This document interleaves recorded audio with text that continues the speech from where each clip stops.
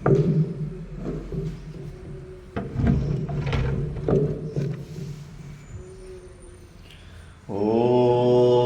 సర్వవేదాంత సిద్ధాంత గోచరం తమగోచరం గోవిందం పరమానందం సద్గురుం ప్రణతోస్మ్యహం.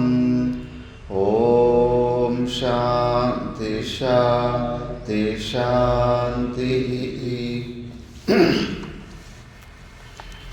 మనం వివేక చూడామణిలో విచారణ చేస్తుంటే అందులో శిష్యుడు అడిగిన 7 ప్రశ్నలు. బంధనం అంటే ఏంటి, ఇది ఎలా నిలబడి ఉంది,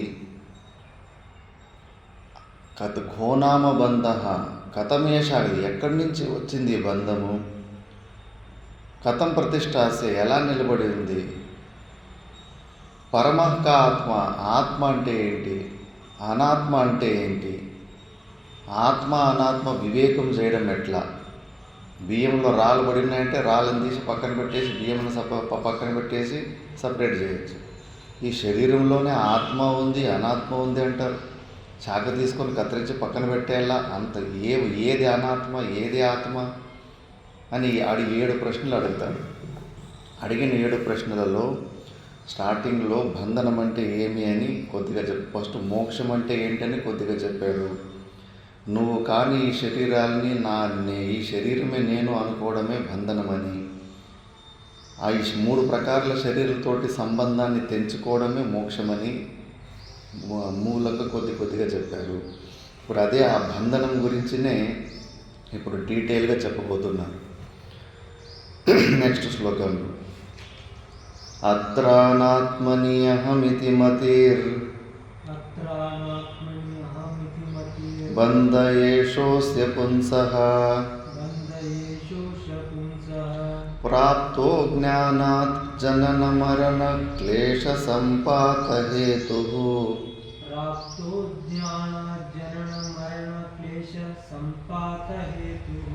ఏనైవాయం వపురిదం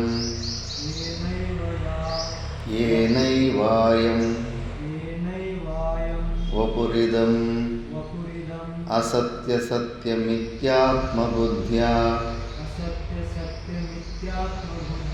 పుష్యత్యుక్ష్యత్యవతి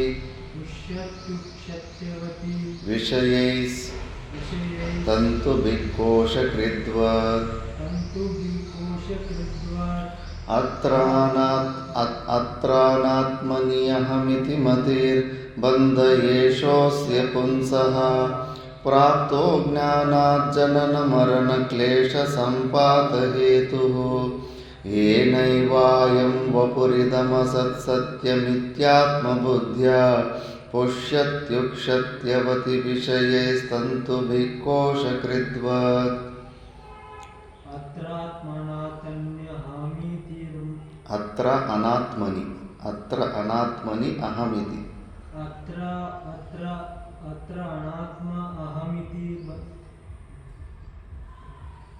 అహమితి మతిర్ అత్రానాత్మని అహమితి మతిర్ బంధ ఏషోస్య పుంసః ప్రాప్తో జ్ఞానాత్ జనన మరణ క్లేశ సంపాత హేతుః.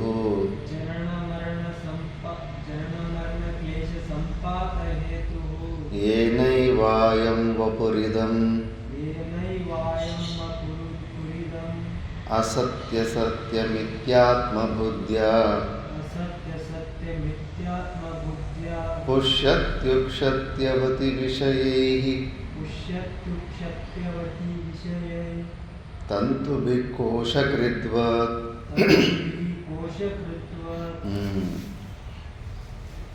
అత్ర అనాత్మని అంటే మనము అనాత్మ వస్తువైన ఈ శరీరాలని అహమితి మతిహి నేనే ఈ శరీరమే నేను అనేది ఏదైతే మన బుద్ధిలో ఉందో ధారణ అదే బంధ ఏషః. ఇదే బంధనం. నువ్వు కాని అనాత్మమైన ఈ శరీరాలని నేను అనుకోవడమే బంధనము పురుషునికి. ప్రాప్త అజ్ఞానాత్, ఇది అజ్ఞానం వల్ల మనకి ఇలా జరుగుతుంది. మనము ఎవరు అన్న విషయాన్ని మర్చిపోయినందుకు ఇది మనము, ఈ శరీరము అని మనం భ్రాంతిలో ఉన్నాము. అన్ని దుఃఖాలకు మూల కారణం ఈ శరీరంతో సంబంధం పెట్టుకోవడమే. మళ్ళీ జనన మరణ క్లేశ సంపాత హేతు, ఈ శరీరంతో సంబంధం పెట్టుకున్నాం కాబట్టి ఈ శరీరంకున్న సంబంధము, దీనికున్న లక్షణాలన్నీ మనకు వచ్చేస్తాయి. ఇప్పుడు అందుకే ఈ శరీరంకి పుట్టుకుంది, సాగు ఉంది, పెరగడం ఉంది, క్షీణించడం ఉంది, రోగాలు ఉన్నాయి, కష్టాలు ఉన్నాయి. ఇవన్నీ ఆకలి దొప్పి ముఖ్యమైన సమస్యలు. ఇవన్నీ ఈ శరీరానికి ఉన్న సమస్యలు. ఈ శరీరము నేను అనుకుంటే కనుక ఇంకా ఆ సమస్యలన్నీ నీవైపోతాయి. సంబంధం ఎక్కడ పెట్టుకున్నా అంతే. ఇప్పుడు భార్య కానీ పిల్లలు కానీ వాళ్ళకు మనకేం వైర్ కనెక్షన్ ఉండదు. ఇప్పుడు ఏదైనా లైట్ కనెక్షన్ పెట్టింటాము, ఏదైనా ఫాల్ట్ కరెంట్ వస్తే కన్నా, షార్ట్ సర్క్యూట్ అయితే కన్నా అన్నీ కాలిపోతాయి. ఎందుకంటే ఒకదానికి లింక్ ఉంటుంది. ఒక్క చోట వైర్ కాలిందంటే మిగతాది కూడా ఎఫెక్ట్ ఉంటుంది. కానీ మనుషులకు, ఒక మనిషికి ఇంకో మనిషికి వైర్ కనెక్షన్ అయితే లేదు కదా. కానీ మా వాళ్ళు మమభావం, నా భార్య నా పిల్లలు అని ఒక మమభావం పెట్టుకుంటాం కదా. వాళ్ళకి ఏమన్నా దుఃఖం వస్తే మనకు విపరీతమైన దుఃఖం వచ్చేస్తుంది. సంబంధం పెట్టుకున్నాం, మానసిక సంబంధం పెట్టుకున్నాం. మమభావం పెట్టుకుంటేనే, నాది అని పెట్టుకుంటేనే వాడికి విపరీతంగా దుఃఖం వచ్చేస్తుంది. మొన్న కూడా దృష్టాంతాలు చెబుతుంది కదా. బాడీ ఒకటి కింద ఓనర్ ఉంటాడు, పైన బాడీ ఇంటికి బాడీకి ఇచ్చింటాడు. ఆ బాడీ ఇంటికి వచ్చిన వాడికి ఇష్టం వచ్చిన చోటు సుత్తి మూల తీసుకొని టకాని రంధ్రాలు పెట్టి పారేస్తూ ఉంటాడు. కానీ కింద ఉన్న ఓనర్కి వాడి గుండె మీద మేకులు దింపినట్టు ఉంటుంది, అంత నొప్పి వేస్తుంది. ఎందుకు ఓనర్కి ఆ నొప్పి వేస్తుంది? ఓనర్కి ఆ బిల్డింగ్ నాది మమభావం ఉంది కాబట్టి వాడికి నొప్పి వేస్తుంది. కిరాయికి వచ్చిన వాడికి ఆ ఫీలింగ్ లేదు. ఇది కిరాయి ఇల్లు ఉంటే ఏమైతే ఏమి, పెయింట్ గలీజ్ అయితే ఏమి, రంధ్రాలు పడితే ఏమి, కోడికని ఇష్టం వచ్చిన చోట వాళ్ళు మొలలు టకని కొట్టేస్తూ ఉంటారు.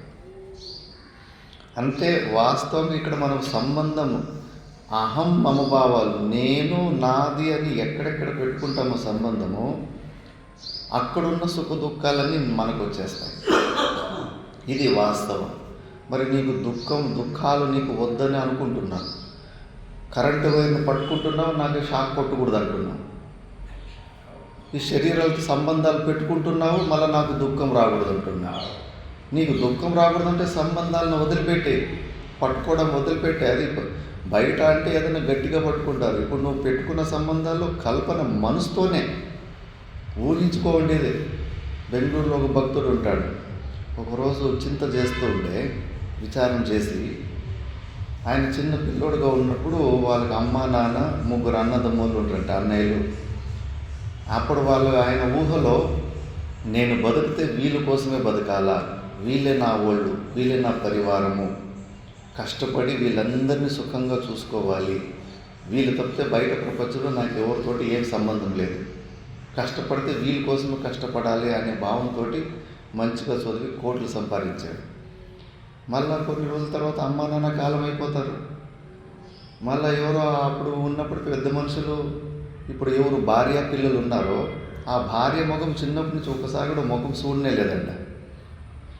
చాలామంది సంబంధాలు అంతే, జీవితంలో ఒక్కసారి కూడా భార్య ముఖం చూస్తే ఉంటారు. ఎవరో 4 పెద్ద మనుషులు తీసుకొచ్చి, చూడప్ప ఈ అమ్మ నీ భార్య అంటే, ఒక స్ట్రేంజర్, ఒక అపరిచితమైన వ్యక్తిని తీసుకొచ్చేసి, చూడు ఈ రోజు నుంచి ఈమె నీ భార్య, ఈమె నీ ప్రపంచము అని 4 పెద్ద మనుషులు నా చెవులో పువ్వు పెట్టారు. ఇప్పుడు ఆ భార్య, ఆమెకు పుట్టిన పిల్లలు, ఇప్పుడు నేను చిన్నప్పుడు ఎవరి కోసం కష్టపడి సంపాదించాలనుకుంటుంటే వాళ్ళు అన్నదమ్ములు వేరైపోయి దూరం అయిపోయారు. అమ్మ నాన్నలు లేరు. ఎవరో పరిచయం లేని వ్యక్తి భార్య రూపంలో వచ్చేసి పిల్లలు ఇప్పుడు వీళ్ళే నాకు ప్రపంచం అనిపిస్తూ ఉంది. అన్నీ అనుకోవడం వల్లనే కదా. ఇంకా రక్త సంబంధం అంటే కన్నా కొంచెం సంబంధంగా ఇది ఉంటుంది. ఏమీ సంబంధం లేని ఒక వ్యక్తిని ఈమె నా భార్య అని అనుకుని అక్కడ ఎంత మోహం పెంచుకుంటాము. విచిత్రం ఏదంతా ఊహ చేస్తే కన్నా కేవలం కల్పన అన్ని అనుకుంటూనే జీవించేస్తున్నాం. వీళ్ళు నా వాళ్ళు, వాళ్ళు నా వాళ్ళు కాదు. అరే నీ భార్యని నువ్వు నీ వాళ్ళని ఎట్లా అనుకుంటున్నావు? కొంతమంది ఏమో సంబంధాలు చేసుకుంటారు. సంబంధం లేని జీవితంలో ఒక్కసారి కూడా ఆమె ముఖం చూడనే లేదు పుట్టినప్పటి నుంచి. ఎవరో తెలియని మనిషిని తీసుకొచ్చి ఈ రోజు నుంచి ఈమె నీ భార్య అంటే ఒప్పుకునేస్తుంది. మిగతా వాళ్ళని ఒప్పుకుంటావా? నీ వాళ్ళంటే మిగతా వాళ్ళ కోసం కష్టపడతావా? మిగతా వాళ్ళ కోసం డబ్బులు సంపాదిస్తావా? 10 మంది చెప్పి ఈమె నీ భార్య మీ ఆవిడ అనేస్తే ఒప్పుకునేస్తుంది. ఒప్పుకోవడం అంతే కదా, మనసుతోనే కదా సంబంధం పెట్టుకుంది. అందుకే మనసుతోనే కల్పన రూపంలో మనది కాకపోయినా కూడా మనదనే భావన పెట్టుకుంటాం. మనదని ఎట్లా అనుకున్నావు? మీ అన్నను అనుకోవచ్చు కాబట్టి మీ తోడబుట్టిన వాళ్ళు చిన్నప్పటి నుంచి వాళ్ళు చూసినావు, ఒకటే రక్తము, ఇద్దరు శరీరం ఒకటే రక్తం పోతా ఉంటుంది. ఏమీ సంబంధం లేని ఈ భార్య ఎక్కడి నుంచి ఈమె నా మనిషి అని ఎట్లా అనుకున్నావు? అన్ని మనసుతోటి అనుకున్నదే కదా. వాస్తవికంగా నాదేనిది అట్లా నువ్వు ఎవరన్నా అనుకోవచ్చు కదా. ప్రపంచంలో ఏ మనిషినైనా నా మనిషి అని అనుకోవచ్చు కదా. నీ భార్య స్థానంలో ఒక 1,00,000 మంది ఆడవాళ్ళు అదే సమయంలో ఆ వయసులో ఉంటారు. ఆ 1,00,000 మందిలో ఎవరినైనా ఈ మనిషి నా మనిషి అని అనుకోవచ్చుగా ఉంది కదా. ఒక మనిషి మీదనే అక్కడ అనుకున్నాం. అందుకే ఆ మోహము మమభావం అనేది కల్పించుకునేది అంతే. మనం వాస్తవంగా మనోళ్ళు అనేది ఏమి ఉండదు. రుణం కొద్ది బంధం ఉంటుంది అంతే. అట్లే ఈ శరీరాల మీద కూడా మనము ఈ శరీరము నేను అని కల్పించుకున్నదే అంత. వాస్తవికంగా సంబంధం ఏమో పగ్గాలతోటి వేసి శరీరానికి లోపల పరమాత్మనికి ఏమి గంటే వేయలేదు. బంధనం అంటే వాస్తవికమైన బంధం ఏమీ కనిపిస్తలేదు. మనసుతోటే మనం నేను ఈ శరీరాన్ని గట్టిగా నమ్మి ఉన్నాం. అది ఎంతసేపు సాగు వచ్చే వరకు అంతే. సాగు పోయిన తర్వాత ఈ శరీరం మట్టిలో వెళ్ళిపోతుంది. మట్టిలో పోయిన తర్వాత కూడా 10-12 రోజులు అక్కడే తిరుగుతూ ఉంటాడు సూక్ష్మ శరీరం. ఇంకా శరీరం మీద మోహం పోయి ఉండదు. ఇంకా నా శరీరం అని. అందుకే మనిషిని కాల్చేటప్పుడు కుండలో నీళ్ళు పెట్టి వాళ్ళ వారసుల్ని చుట్టూ 3 చుట్లు తిప్పిచ్చేసి కుండను పగలగొడతారు. కుండ బద్దలు కొట్టి చెప్తారు, రే మూర్ఖుడా, కాల్చి పారేసేవరా నీ శరీరాన్ని, ఇప్పటికన్నా వదిలిపెట్టి పో, వేరే లోకాలకి పో, నీ కర్మ ఎక్కడుందో వేరే లోకాలకు వేరే జన్మలు తీసుకోపో, ఇంక ఇక్కడ తిరిగి ప్రేతాత్మలాగా మమ్మల్ని భయపెట్టకు, పిల్లలు భయపడతారు, వెళ్ళిపో, ఇక్కడి నుంచి వెళ్ళిపో అని చెప్పేసి కుండ బద్దలు కొట్టి చెప్తారు. అప్పుడు ఓహో ఇంకే నా శరీరం కూడా కాల్చి పెట్టేశారు కదా అని ఆ శరీరం కాలిపోయిన తర్వాత కొద్దిగా మోహం పోయిన తర్వాత పైకి వెళ్ళిపోతారు. కాబట్టి ఈ శరీరము మీద మోహం మనము కానీ శరీరం మీద నేను శరీరం అని విపరీతంగా మోహం పెంచుకుంటారు. అది మరి ఇంక ఈ శరీరంతో నా సంబంధం పెట్టుకున్న తర్వాత ఈ శరీరంలో ఏమేమి సమస్యలు ఉన్నాయో అన్నీ మన సమస్యలు అయిపోతాయి. మమభావంలోనే మనకు శరీరంకి భిన్నంగానే ఈ మనిషి నా మనిషి అని అనుకుంటేనే ఆ మనిషి కష్టాలు ఉంటే ఆ కష్టం మనకు వచ్చేస్తుంది. ఇండియా పాకిస్తాన్ యుద్ధం చేసుకుంటా ఉంటే మన ఇండియా దేశం సైనికులు ఒక 10 మందిని చంపేశారు పాకిస్తాన్ సైనికులు అంటే మనకు దుఃఖం వస్తుంది. సంబంధం అక్కడ దాకా పెట్టుకున్నాం. అప్పుడు మన అంతఃకరణము భారతదేశం అంత పెద్ద సైజులో అయిపోయింటుంది. అంతఃకరణం ఎక్కడి వరకు మనకు మమభావం ఉంటుందో, నాది అనే భావన ఉంటుందో అంత సైజు అంతఃకరణం సైజు అంత పెద్దగా ఉంటుంది. అక్కడెక్కడో మూలలో ఎక్కడో ఇక్కడి నుంచి 4,000 కిలోమీటర్ల దూరంలో బార్డర్లో 10 మంది సైనికులు చనిపోతే మనకి ఇక్కడ దుఃఖం వేస్తుంది. ఎక్కడి వరకు నువ్వు సంబంధం పెట్టుకుంటావో అక్కడున్న సుఖ దుఃఖాలను నీవైపోతాయి. ఇదే మరి నీకు దుఃఖము కావద్దు అనుకుంటే కనుక నువ్వు ఈ అహమ్మమ భావాలని వదిలిపెట్టాలి. ఈ కరెంటు తీగిని పట్టుకున్నట్టు ఈ శరీరాలతోటి ఏం పట్టుకున్నావో ఆ శరీరాలను వదిలిపెట్టేయాలి. ఈ శరీరం నేను కాదు అని వదులుకుంటే నీకు షాకులు తగలవు. కరెంటు తీగిన చేతిలో పెట్టుకొని నాకు షాకు కొట్టొద్దు, నాకు నొప్పి రావద్దంటే కానీ ఎట్లయితుంది? కుదురుతుందా? ఈ శరీరంతో ఉన్న సంబంధాన్ని తెంచుకోవాలి. మరి తెంచుకోవడానికి అవుతుందా స్వామీజీ అంటే ఎన్ని దృష్టాంతాలు ఉన్నాయి.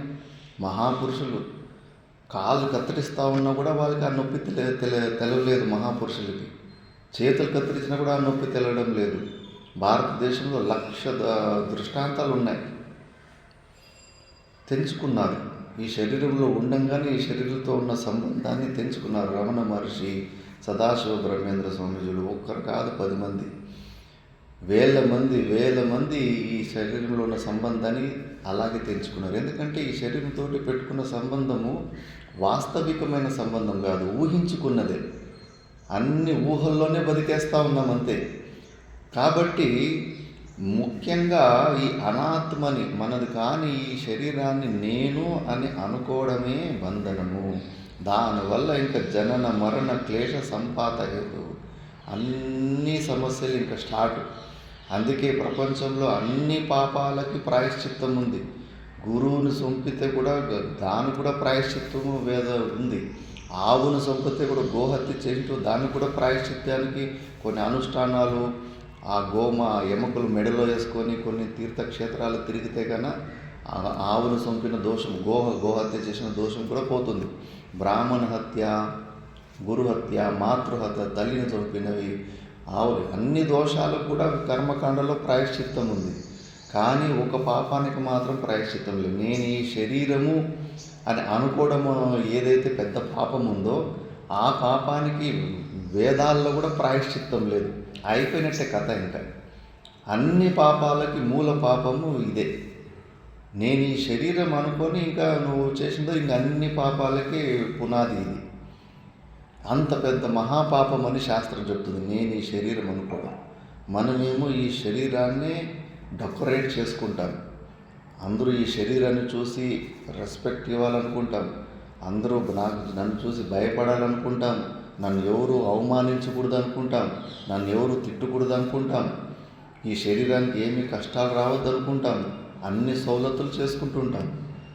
ఏదైతే శాస్త్రమో ఇది చాలా పెద్ద పాపం. ఇది ఈ శరీరం నేను అనుకోవడం పెద్ద పాపం. అంటే మనం దానికి పుష్టి చేసుకుంటాం. అయ్యో పాప తప్పు చేసేదాను, ఈ శరీరం నేను అనుకునే తప్పుడు పని ఏమో చేసినాను, తొందరగా ఈ శరీరము బాబు నుంచి తొలగించుకోవాలని ప్రయత్నాలు చేసుకోవాలి. అలా చేసుకోవడం లేదు ప్రపంచంలో. ఇంకా పుష్టి చేసుకుంటున్నారు. ఈ శరీర భావం నేనే ఈ శరీరాన్ని అని చెప్పేసి ఇంకా పుష్టి చేసుకుంటున్నారు. కాబట్టి అన్నిటికీ మూలము ఇదే మెయిన్ బంధనము. ఏన ఏవ అయం వపుః ఇదం అసత్ సత్యం ఇది ఆత్మబుద్ధ్యా పుష్యతి యుక్షతి అవతి. ఒకసారి ఈ శరీరం నేను అని అనుకున్న తర్వాత ఈ శరీరాన్ని పెంచే ప్రయత్నాలు చేస్తాం. ఎట్లా? భోజనం ద్వారా. దీన్ని పోషించే, శరీరాన్ని పోషించే పనుల్లో బిజీ అయిపోతాం. ఇప్పుడు ఎవరన్నా ఈ మనిషి మన మనిషి. నువ్వు పెళ్లి చేసుకోకముందు నీ భార్య చిన్నప్పటి నుంచి ఎన్నో కష్టాలు పడింది. ఆమె చిన్నప్పటి నుంచి 18 సంవత్సరాల వరకు పడిన కష్టాలకు నీకు సంబంధమే లేదు.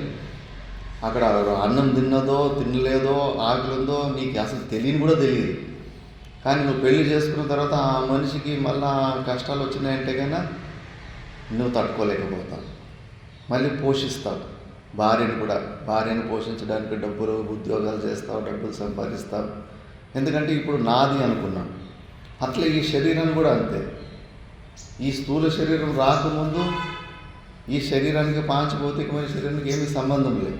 ఈ శరీరం వచ్చిన తర్వాత ఈ శరీరం నాది, నా సుఖానికి అనుకూలంగా ఉండేది, దీన్ని నేను ఇప్పుడు పోషించాలి, కాపాడుకోవాలా. అందుకే పని చేయి, ఉద్యోగం చేయి, చేయి, డబ్బులు సంపాదించు. డబ్బులు ఉంటే కన్నా తిండి కొనుక్కోవచ్చు, చేసుకొని తినచ్చు, వండొచ్చు. పుష్యతి యుక్షతి, ఎజెక్షన్, మలమూత్రాలు విసర్జనాలు చేస్తూ ఉంటాను. మళ్ళీ అవతి, ప్రొటెక్షన్. ఈ శరీరాన్ని కాపాడుకోవాలనే కదా అన్ని తిప్పులు. కూటి కోసమే కోటి విద్యలు అంటారు. ప్రతి ఒక్కడు కూడా బతకాలనే ప్రయత్నమే చేస్తాడు, కానీ వదులుకోవాలనే ప్రయత్నం ఎవరైనా చేస్తారా? కానీ వివేక చూడడంలో శరీర పోషణార్థి సన్, నువ్వు శరీరాన్ని పోషించుకునే చేష్టల్లో ఉంటే ఈ శరీరంతో ఉన్న సంబంధం తెంచుకోలేవు. నీకు ఇంకా ఈ శరీరంలోనే ఎక్కువ రోజులు ఉండాలనే ఆశ ఉంది. యోగులకు అలా ఉండదు. తొందరగా ఈ శరీరం భావం నుంచి బయటకు వచ్చేయాలని ఉంటుంది. అందుకే వాళ్ళు నిర్వికల్ప సమాధి స్థితిలో కూర్చునిడుస్తారు. ఆకలి దొప్పలేని కూడా అసలు లేవరు. పోతే ఉంటే ఉంటుంది శరీరం, పోతే పోతుంది అని తెగించి కూర్చుంటారు. ఎందుకంటే వాళ్ళకి నిశ్చయం దృఢంగా ఉంటుంది. నేను ఈ శరీరాన్ని కాదు, ఈ ఆకలి దొప్పులంతా ప్రాణం ధర్మము, ప్రాణమే నా స్వరూపం కాదు. ప్రాణం ఉన్నా లేకపోయినా నేను ఉంటాను. అందుకే వాళ్ళు ప్రాణం ఏం చేసి ప్రాణం కూడా ఆపి పెట్టేసి ఉంటారు. అందుకే వాళ్ళు ఆ తెగింపు ఉంటుంది, నిశ్చయం ఉంటుంది కాబట్టి ఆ తెగింపు వస్తుంది. మనకు లేదు భయం. ఈ శరీరమే నేను అన్నది దృఢంగా ఉంది. అడుగడుగున భయపడుతూ ఉంటాం. శరీరాన్ని రక్షించుకునే ప్రయత్నాల్లోనే ఉంటాం లాస్ట్ వరకు. వృద్ధావస్థలో కూడా అంతే. ఫిక్స్డ్ డిపాజిట్లు పెట్టుకోవడము, ఎవరు చూసుకుంటారో చూసుకోరో అని అన్ని శరీరాన్ని రక్షించుకునే ప్రయత్నాల్లోనే ఉంటాం. అజ్ఞానం అయిపోయి ఇంకా పెద్ద పని వచ్చేసింది మనకు. మనము కాని శరీరాలని మనము అని అనుకున్నామంటే ఇంక ఈ శరీరం మెయింటెనెన్స్లోనే అయిపోతుంది జీవితం అంతా. కొన్ని ఇంజిన్లు ఉంటాయి, జనరేటర్లు అవి ఇవి. మా ఆశ్రమంలో 3 సంవత్సరాలు జనరేటర్ని ఎవరు ముట్టుకోనే లేదు. కరోనా సమయంలో కరెంట్లు సరిగ్గా రాకపోయినప్పుడు దుమ్ము అంతా దులిపి మళ్ళీ కొద్దిగా ఆన్ చేస్తే మళ్ళీ పనిచేసింది. 3 సంవత్సరాలు ఏమీ మెయింటైన్ చేయకపోయినా కూడా ఆ మిషన్ పనిచేసింది. ఈ దరిద్రం శరీరంకి ఎంత మెయింటెనెన్స్ ఉంది. ఉదయం నుంచి సాయంత్రం వరకు 2 సార్లు 3 సార్లు స్నానం చేపియాలా, 3 పూట్లు తినాలా. ఆ 3 పూట్లు తినడానికి వండే వాళ్ళు ఉండాలి. వండాలంటే సామాన్లు కావాలంటే బయట ఉద్యోగాలు చేయాలి, పరిశ్రమ చేయాలి. ఎంత రిస్క్ మెయింటెనెన్స్. ఎలాంటి మిషన్లు ఇరుక్కుపోయాం మనం. ఒక్కసారి ఈ శరీరం నేను అనుకుంటే ఇంకా అంత. ఆ రేషం పులుగు నూలు వేసుకుని తన చుట్టూ రేష్మ పులుగు తెలుసు కదా సిల్క్. ఆ సిల్క్ రేషం పురుగుని ఆ రేష్మాకులతోటి కత్తిరించేసి ఆ పురుగుల్ని మేపుతారు. మేపిన తర్వాత ఆ చంద్రికలని ఆ కట్టెలకి వేస్తే కన్నా పసుపు కలర్ది అది రోజు నోట్లో నుంచి వదులుకొని గూడు కట్టుకుంటుంది. ఆ గూడు ఎందుకు కట్టుకుంటుందంటే ఆ గూడు కట్టుకొని మళ్ళీ కొన్ని రోజులు ఆ గూడులో ఉండి మళ్ళీ బయటికి రంధ్రం చేసుకుని బయటికి రావాలని అనుకుంటుంది. అది ఆ లోపలే మనిషి దాన్ని అవన్నీ తీసేసి దానికి రేషం దారం కావాలి. మంచి బాగా వేడిగా ఉన్న నీళ్ళలో అందులో వేసేస్తారు. ఆ గూడు లోపల ఉండి అది చచ్చిపోతుంది. అది చచ్చిపోయిన తర్వాత ఆ దారాన్ని తీసేసుకుంటారు. అట్లా మనము మనము కాని ఈ శరీరాన్ని మనము అని అనుకొని ఆ రేష్మ పులుగు అది కూడా బాగా కష్టపడింది.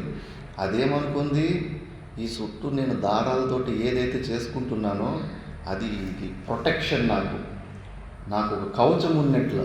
బయట నుంచి ఏ జంతువులు నన్ను ఏమీ హింస పెట్టకుండా నేను సేఫ్టీగా లోపల ఉంటానని అనుకుని అది చేసుకుంది. కానీ ఆ మనిషి మొత్తానికి ఆ గూడుతో పాటు వాడు వేడి నీళ్ళు వేసేస్తాడు. వాడికి రేషన్ దారి కావాలని చెప్పేసి మనం కూడా అంతే. ఈ శరీరాన్ని నేను అనుకొని ఈ శరీరాన్ని పోషించడానికి ఆస్తులు, డబ్బులు, అన్ని పనులు ప్రొటెక్షన్ కోసం అన్నీ చేసుకుంటాం. అందులోనే ఫిట్టింగ్లు వస్తాయి. మళ్ళీ ఆ ఆస్తులు చూసిన కొడుకులే శత్రువులు. పుత్రాదపి భాజాం భీతిహి అని శంకరాచార్యులు అంటారు. నీ దగ్గర ఎక్కువ ఆస్తి ఉంటే కన్నా నీ సొంత కొడుకుల నుంచినే నీకు డేంజర్ ఉంది అని చెప్తారు. వాళ్ళు కూడా చూస్తారు, ఏమి ముసలైన పెత్తనం వదిలిపెడతానే లేడు, ఈయనున్న రోజులు మేము ఇంకేమి సుఖాలు పొందలేము, తొందరగా వీడిని చచ్చిపోతే మేలని మనసులో అనుకుంటూ ఉంటారు. ఇంకా చేతులు కాళ్ళు ఆడకుండా బెడ్ మీద ఉంటే కానీ ఎన్ని ఘటనలు జరిగినాయి. ఇంకా పరుపులోనే మలమూత్రాలు పోసుకుంటూ ఉంటే ఇంకా విసుక్కుంటారు. కోడళ్ళు అయితే చేతుల పైకి ఎత్తేస్తారు, నా వల్ల కాదని. ఇంకా వాళ్ళు కొడుకులే చేసుకోవాలి మళ్ళీ ఆ పని. అంత అసహ్యంగా చూస్తారు. ఈయనేమో ఈ శరీరానికి రక్షణ చేసుకొని ఆస్తులు, పిల్లలు వీళ్ళంతా ఉంటే నేను వయసు అయిపోయిన తర్వాత వీళ్ళందరూ నా సేఫ్టీకి ఉంటారు అనుకుంటే వాళ్ళ వల్లనే ఇబ్బందులు వస్తూ ఉంటాయి. ఆ రేష్మ పులుగు లాగానే. కాబట్టి ఆ రేష్మ పులుగు ఎలాగ తన స్వయంగానే ఆ గూడు కొట్టుకొని అది రక్షిస్తుందనే భావన మూర్ఖత్వంతో ఉండి ఎలాగ ప్రాణాన్ని కోల్పోతుందో, మనం కూడా ఈ శరీరమే నేను అనే భావంలో ఉండి ఎన్ని రోజులని కాపాడుకుంటాం. ఏదో ఒక రోజు మట్టిలో పోయేదే. వృద్ధావస్థ వికారం రావాల్సిందే. ఆ వృద్ధావస్థ ఎంత పరాధీనత పుట్టినప్పటి నుంచి సచ్చే వరకు ఎప్పుడు మన చుట్టూ ఎవరో ఒకరి చేతిలో ఉంటుంది. ఎవరో ఒకరు మనల్ని కంట్రోల్ చేస్తూ ఉంటారు.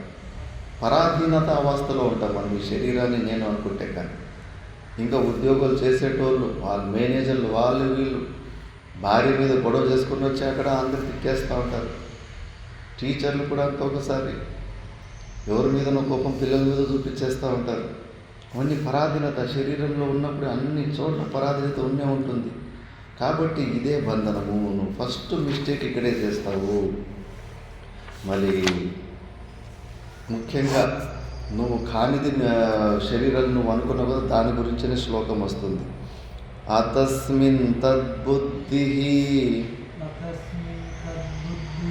ప్రభవతి విమూఢస్య తమసా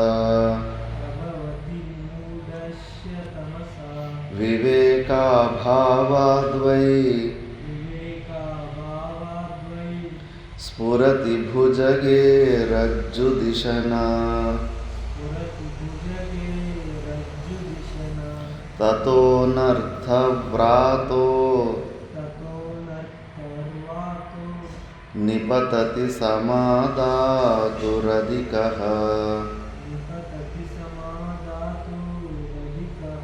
తతో యో సద్గ్రాహః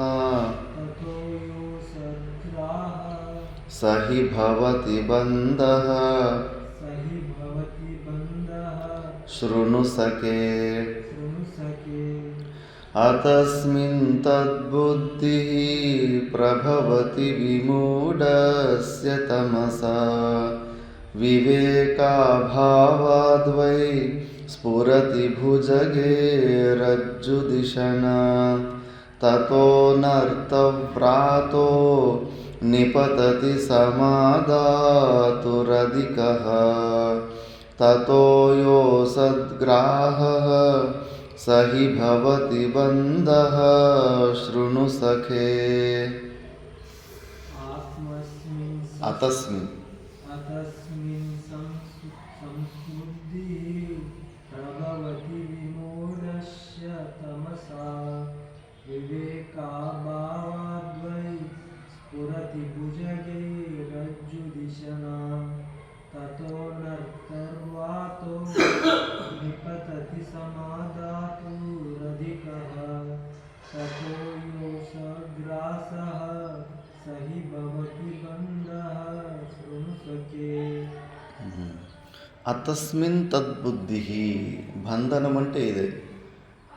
ఏది యథార్థంగా వస్తువు ఉంటుందో ఆ వస్తువుని ఆ వస్తువు రూపంగా తెలుసుకోకుండా వేరేలాగా తెలుసుకోవడం. ఎడారుల్లో మరుభూముల్లో ఇసుకే ఉంటుంది. ఆ సూర్యకిరణాలు పడిన తర్వాత మధ్యాహ్నం పూట్ల ఇసుక నీళ్ళలాగా కనిపిస్తూ ఉంటుంది. టార్ రోడ్లో కూడా ఉంటే, కొత్తగా వేసిన టార్ రోడ్లు ఉంటే మధ్యాహ్నం పూట్ల ఎండాకాలము గాడిలో పోతుంటే ముందు అంతా రోడ్ అంతా తడిసినట్టు కనిపిస్తూ ఉంటుంది ఎండలకు ప్రభావంలో. అక్కడ ఉన్నది తార్ రోడ్డు, నీళ్ళు లేనే లేవు, కానీ నీళ్ళు నూనెట్టు కనిపిస్తూ ఉంటాయి. ఏది అక్కడ వస్తువు ఉంటుందో ఆ వస్తువు రూపంలో కనిపించకుండా వేరేలాగా కనిపించడం. అక్కడ పగ్గము తాడు కింద పడి ఉంటుంది, కానీ మనకు అది పాములాగా కనిపిస్తూ ఉంటుంది. అదే అతస్మిన్ తద్బుద్ధి. ఎప్పుడైతే మనకు అజ్ఞానం ఉంటుందో మనము నేను అనుకుంటున్నాం కదా, మనము సచ్చిదానంద స్వరూపులము. మనకు పుట్టుకు సావు అనేది లేనే లేదు. ఈ శరీరాలకి మనకేమి సంబంధం లేదు. కానీ ఈ శరీరమే నేను అనే అజ్ఞానం ద్వారా మనము సచ్చిదానంద పరమాత్మ స్వరూపులమే అయి ఉన్నాము. కానీ పరమాత్మ స్వరూపంలాగా మనకు అనుభవం కనిపించకుండా నేను జీవుణ్ణి అని కనిపిస్తాను. తాడు పాములాగా కనిపిస్తుంది, ఇసుక నీళ్ళలాగా కనిపిస్తున్నాయి. ఎందుకంటే అజ్ఞానం ఉంది. సరిగ్గా మనం విచారణ చేస్తలేదు మనం ఎవరు అనే విషయం.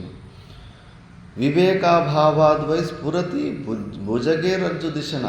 ఎలాంటి దృష్టానం ఇచ్చాడంటే, ఇప్పుడు నువ్వు తాడుని పాము అనుకుంటే అక్కడ నీకేం డేంజర్ లేదు, అదేం వచ్చి కరవదు, ఏం కాదు. కానీ పాముని తాడు అనుకుంటే అక్కడ పాము కొనుక్కో ఉంటుంది. ఆ పాము కొనుక్కుంటే కానీ నీళ్ళు పెట్టే పైప్ అని చెప్పేసి నువ్వు అది నీళ్ళు పైప్ అనుకొని దాన్ని పట్టుకునేకపోతే ఏమవుతుంది? నేనే ఆ తప్పు చేసిన. మైసూర్లో గార్డెన్కి నీళ్ళు పెట్టాలని చెప్పేసి ఆ పైపు కూడా గోధుమ కలర్ ఉంది.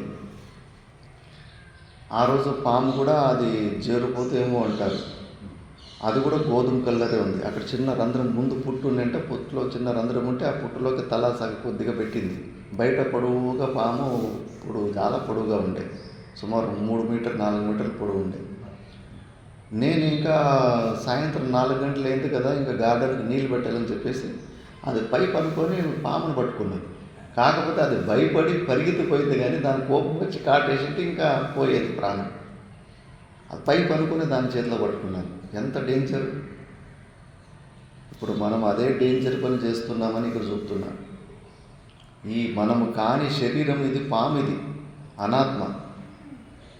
ఈ పామును పట్టుకున్నాం, మనం పైప్ అనుకొని పట్టుకున్నాం ఈ శరీరాన్ని. వేస్తూ ఉంది, ఇది కాటదు. ఉదయం నుంచి సాయంత్రం వరకు రోజు కాట్లు వేస్తూనే ఉంది శరీరం. ఏం ఒక దుఃఖమా? ఒకటి రిపేర్ చేసుకుంటే దుఃఖం, ఇంకోటి 10 కాసుకో ఉంటాయి దుఃఖాలు, ఒకటి తర్వాత ఒకటి వేస్తూనే ఉంది కాటది.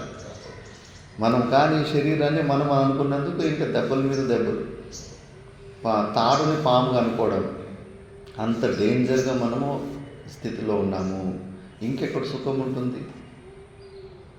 చేతులు దాన్ని పట్టుకున్నాము, అది కాట వేస్తూనే ఉంటుంది ఇంకెప్పటికీ. తతః అనర్థవ్రాతో నిపతతి సమాధాతురధిక. ఒక్కసారి దాన్ని పట్టుకున్న తర్వాత ఇంకన్నీ అనర్థాలే, ఇంకేమీ శాంతి దొరకడము సుఖం దొరకడము మర్చిపోవాల్సిందే అంతే. ఆ రేషం పులుగులాగా నువ్వు ఎంతన్నా పెంచుకో, 1000 ఎకరాలు చేసుకో, 2000 ఎకరాలు చేసుకో, కోట్లు సంపాదించు, ఇంకా ఇరుక్కుంటూ పోతూ ఉంటావు. ఎంత పెద్ద స్థాయికి పోతావో అంత మనశ్శాంతి పోగొట్టుకుంటావు.